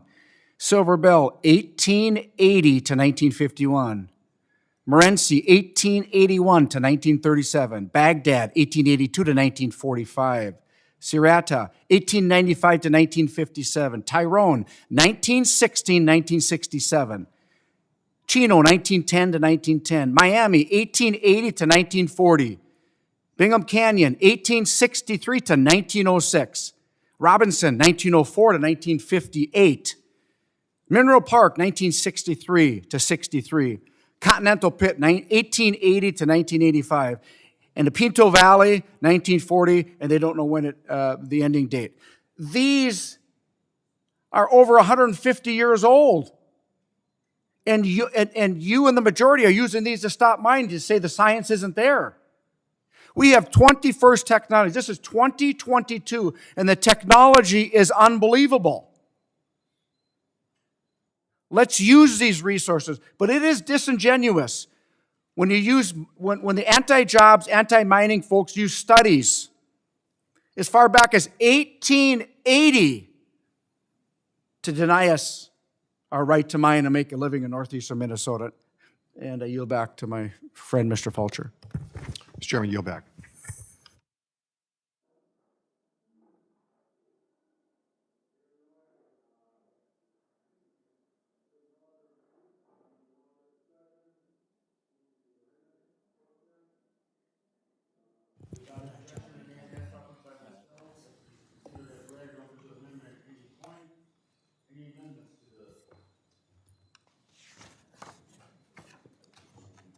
To the resolution. The question is on adopting, if there's no amendments, the question is on adopting the ANS. I will pause so the members joining can remotely unmute. All those in favor indicate by saying aye. Aye. Aye. All those opposed, no. The opinion of the chair, the ayes have it, and the ANS is adopted, and the motion to reconsider is laid on the table. The question is on adopting the resolution as amended, ordering it reported unfavorably to the House. I will pause so the members joining remotely can unmute. All those in favor indicate by saying aye. Aye. Aye. Aye. All those opposed indicate by saying no. No. In the opinion of the chair, the ayes have it, and the resolution is adopted as amended and ordered unfavorably reported. Mr. Chair, I request a recorded vote. Recorded vote has been requested. The vote will be postponed pursuant to my prior announcement. And the item for consideration is H.R. 1253, offered by Ranking Member Westerman. I ask unanimous consent the Subcommittee on Oversight and Investigation be discharged from further consideration of the resolution. And without objection, the resolution will be considered as read and open to amendment at any point. I recognize the sponsor, Mr. Westerman, to speak to your resolution. Thank you, Mr. Chair. And my resolution requests information that will shed light on how DOI's Ethics Office operates. This is a concern that I've heard from the majority. So I would think this would be something that we could come together on. I introduced this resolution after spending the past 14 months inquiring about the ethical compliance of several Biden administration political appointees at the Department of Interior and the operations of the department's ethics office as a whole. My inquiries included making 60 requests for information to determine whether appointees are operating within their ethical constraints. While DOI did not fully satisfy my request, the partial information they did provide raised significant concerns. For example, after evaluating the interim and financial ethics guidance provided to Elizabeth Klein, a senior counselor to Secretary Holland, various versions of her ethics guidance revealed notable discrepancies. Curiously, Mrs. Klein's former clients were listed on her recusal list in one draft of her ethics guidance, removed, and then listed again. Review of documents related to Nada Culver, the Deputy Director of Policy and Programs at BLM, raised questions as to whether Ms. Culver violated President Biden's ethics pledge, which prohibits appointees from meeting with anyone who employed them 2 years prior to joining the administration. Despite this, Ms. Culver's ethics guidance did not initially list the Wilderness Society as a former employer. It took 3 months to correct this error. Not only do these examples heighten my concerns about appointees complying with federal ethics regulations, but they also make me question whether the Ethics Office is operating in a way that creates accurate guidance for Interior employees. In addition to requesting that DOI's Office of Inspector General audit the Ethics Office to assess its effectiveness and efficiency, I introduced the resolution of inquiry we are discussing today. This information requested will help the committee better understand the processes in place to ensure ethical compliance with the Department of Interior and evaluate whether additional oversight of the Ethics Office is necessary. Illustrative of why this committee should be conducting oversight of the Department's Ethics Office, last month the Inspector General's report concluded that a BLM office violated their ethics pledge. Examination by the Inspector General also seems to reveal a blame game between the Ethics Office and the BLM official. The Ethics Office shared that they depended on employees to provide accurate information and to also review the documents produced by their office for completeness. On the other hand, the BLM official asserted that they deferred to the Ethics Office as experts and operated under the assumption the guidance they received was correct. That Inspector General report highlights the consequences of the Ethics Office's dependence on political appointees providing complete and accurate information. Concerningly, there seems to not be independent verification for the information provided to the Ethics Office. Until this committee has a full understanding of how the DOI Ethics Office creates ethics guidance and grants waivers, we cannot be confident that DOI employees have accurate ethical guidance. I urge my colleagues on both sides of the aisle to support my request for this information. Determining whether DOI is properly instructing employees about their ethics obligations should not be a partisan issue. If there's nothing to hide, then why prevent them from and compelling them to share that information with us? I urge this committee to favorably report this resolution, and I yield back. Gentlemen, yield. Any member wish to be recognized? Mr. Chairman, Ms. this is Porter? Representative Porter. Representative Porter, you're recognized. I urge my colleagues to report this resolution unfavorably. This resolution calls for an audit of the Department of Interior's Ethics Office, but the Office of Government Ethics already provides audits of federal agencies' ethics programs, including Interior's. OGE just completed an audit of Interior's ethics programs a few years ago. OGE is better equipped to investigate Interior's ethics programs than we are. They have experienced staff who are trained to do this specific work. If anyone is going to audit Interior's ethics office, it should be them. On top of that, the department has been responsive to the minority on this topic. Republicans have written letters about 8 Interior employees, and they have received 8 substantive replies, including documents, draft documents, and communications. There's no reason to launch a new investigation now when there's no evidence of wrongdoing. If my colleagues want to investigate ethical conduct at the Department of Interior, there's plenty that we could work on together. We could start by investigating the multiple times that former Secretary Zinke has been caught lying to federal investigators. The Inspector General was investigating allegations that Secretary Zinke used government resources to try to secure a real estate deal with developers in Montana. Zinke, his wife, and the developers refused to talk to federal investigators. The Inspector General subpoenaed communications from the developers and learned that Zinke had lied about his role representing a foundation that owned the land that the developers needed. He told that same lie to the Departmental Ethics Office and to the American people. The Inspector General also caught Zinke directing Interior employees to help him with that real estate deal. He had a meeting with the developers at his office at Interior, and he took them on a personal tour of the Lincoln Memorial. If the committee wants to dig deeper into these clear ethics violations, I am on board.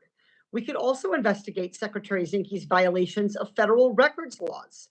Here's a quote from one of the Inspector General's reports. Quote, based on an earlier congressional request, which came from this committee, we examined whether Secretary Zinke's overall use of his private email account to conduct official business complied with the Federal Records Act. We determined it did not. Specifically, during the time he was Secretary of the Interior, we identified 122 emails in which Secretary Zinke used his personal email to send or receive communications related to official business. End quote.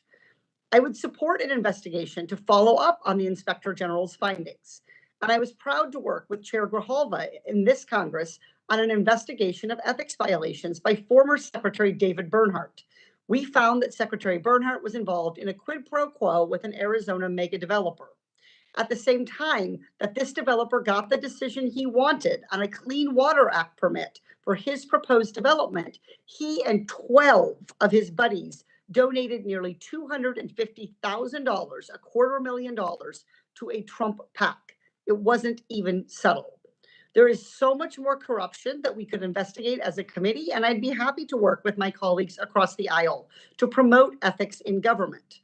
But I will not support an unnecessary, wasteful, additional audit of an ethics office that is already working in an appropriate and reasonable way to respond to the committee's requests.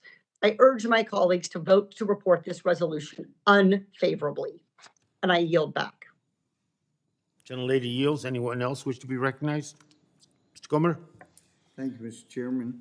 It is great to hear colleagues on the other side of the aisle wanting to get down to potential corruption within our purview, and I think that'd be a great idea because there's plenty of places to start: the waste, the fraud, the abuse, and anyway, I think we could probably find a lot of that right now under the current administration, and I look forward to seeing that investigated. I yield the remainder of my time to my friend, Mr. Westerman.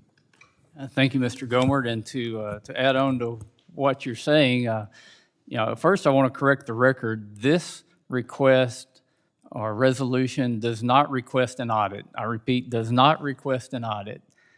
The resolution would only ask for information from the department. We can't even get that. Now, maybe there's reason that there should be an audit, but we have not included any language for an audit. And also, if the majority sees a problem with transparency and oversight, well, you're in the majority. You actually have subpoena power to go get whatever information you want. So my question will be, why are you delaying? If there's problems, why aren't we discussing those problems in committee? Why don't you compel members of the administration to come over and testify? Because we do need to have oversight over the administration. Appreciate the gentleman yielding me time, and I yield back. Gentleman yields. Anyone else wish to be? Sir. Thank you, Mr. Chairman. So the question before us is Congress a co-equal branch of government? Are we going to have transparency? That's all that's before us here. Are we going to have transparency? Are we going to have the light of day on what's going on in the administration? And that is part of our duty. Are we going to vote yes for transparency? Are we going to vote as maintaining our co-equal status? Or are we going to be subordinate to the executive branch? And so far, it hasn't been too encouraging what we're seeing. The Inspector General flagged the situation that's going on here. There is a lack of completeness in these ethics statements that are coming out from DOI employees. We are not getting the full information. And let me give you an example of why this is so important on top of the example the ranking member gave. We have a BLM director by the name of Tracy Stone Manning. Tracy Stone Manning is a known eco-terrorist.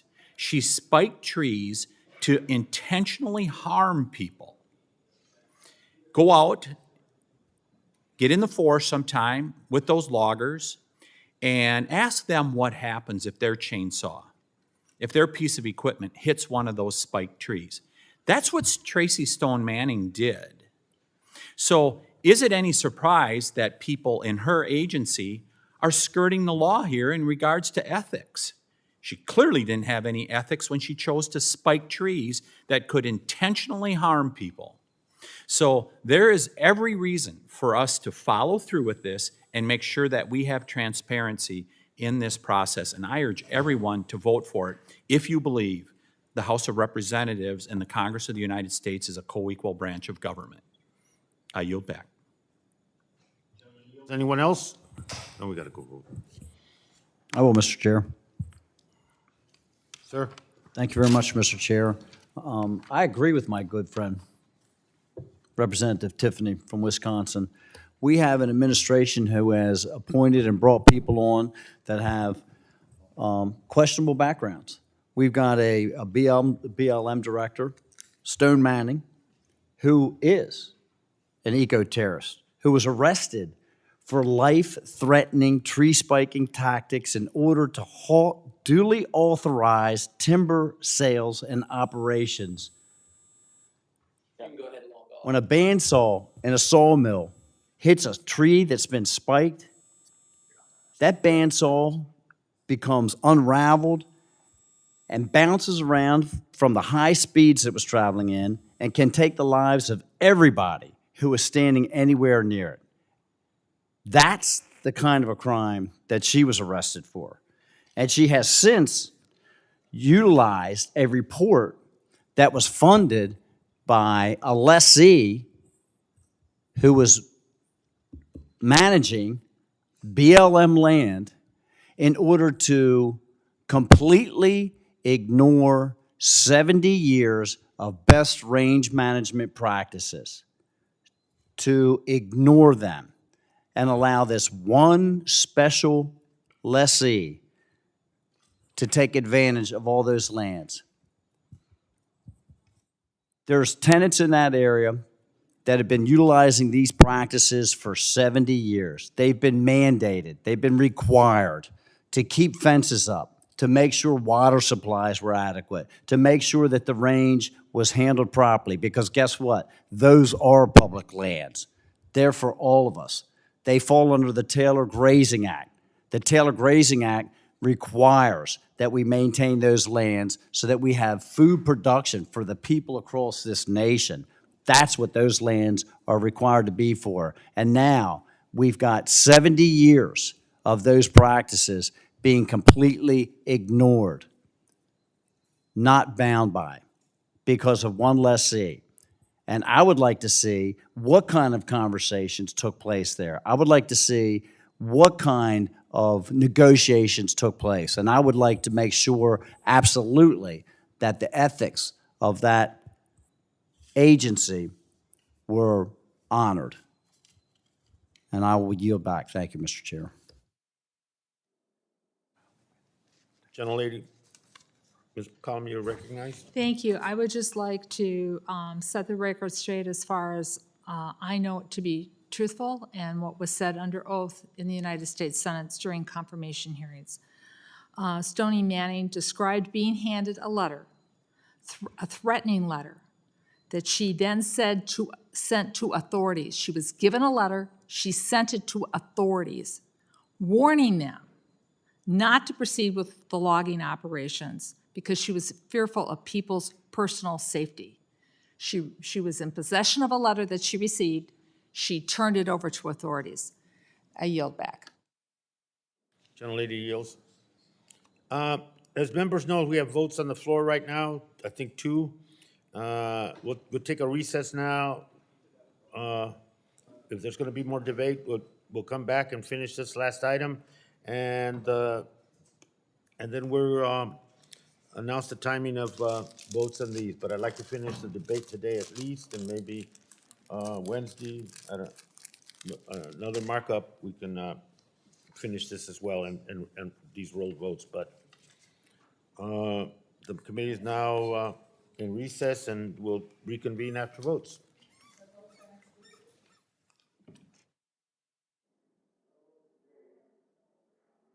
We can finish debating by ourselves here. Yeah.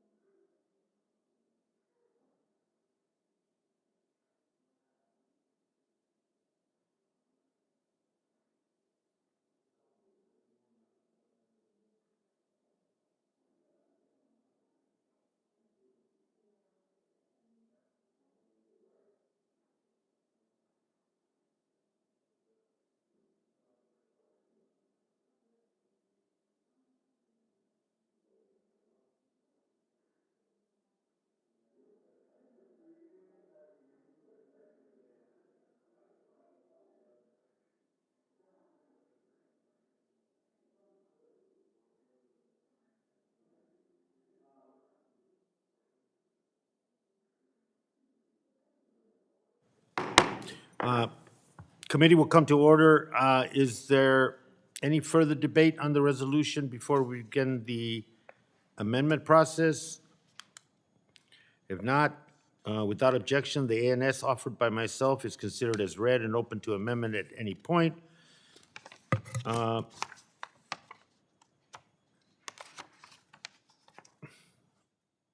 Where's the, do I call vote on this one? Wait.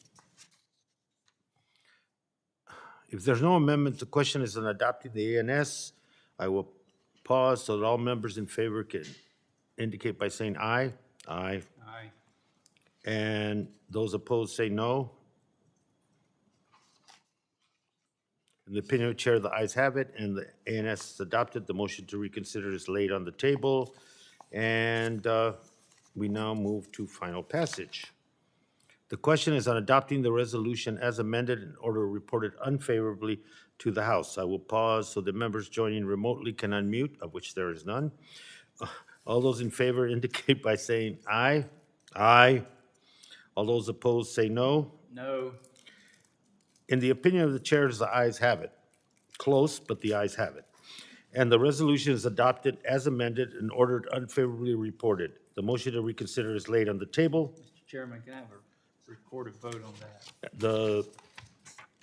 The ranking members has asked for a recorded vote, and it postponed pursuant to prior announcement.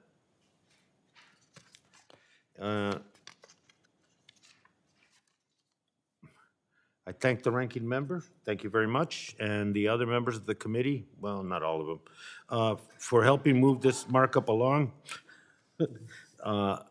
There being no further business, the committee is adjourned, and Mr. Westerman will add that to the, these 4 recorded votes to the markup that we're doing on Wednesday? On Wednesday. 4 or 5? Is it 5? 5. It's 5. All right. Appreciate that. And with that, thank you very much. And Luis, I think we're done.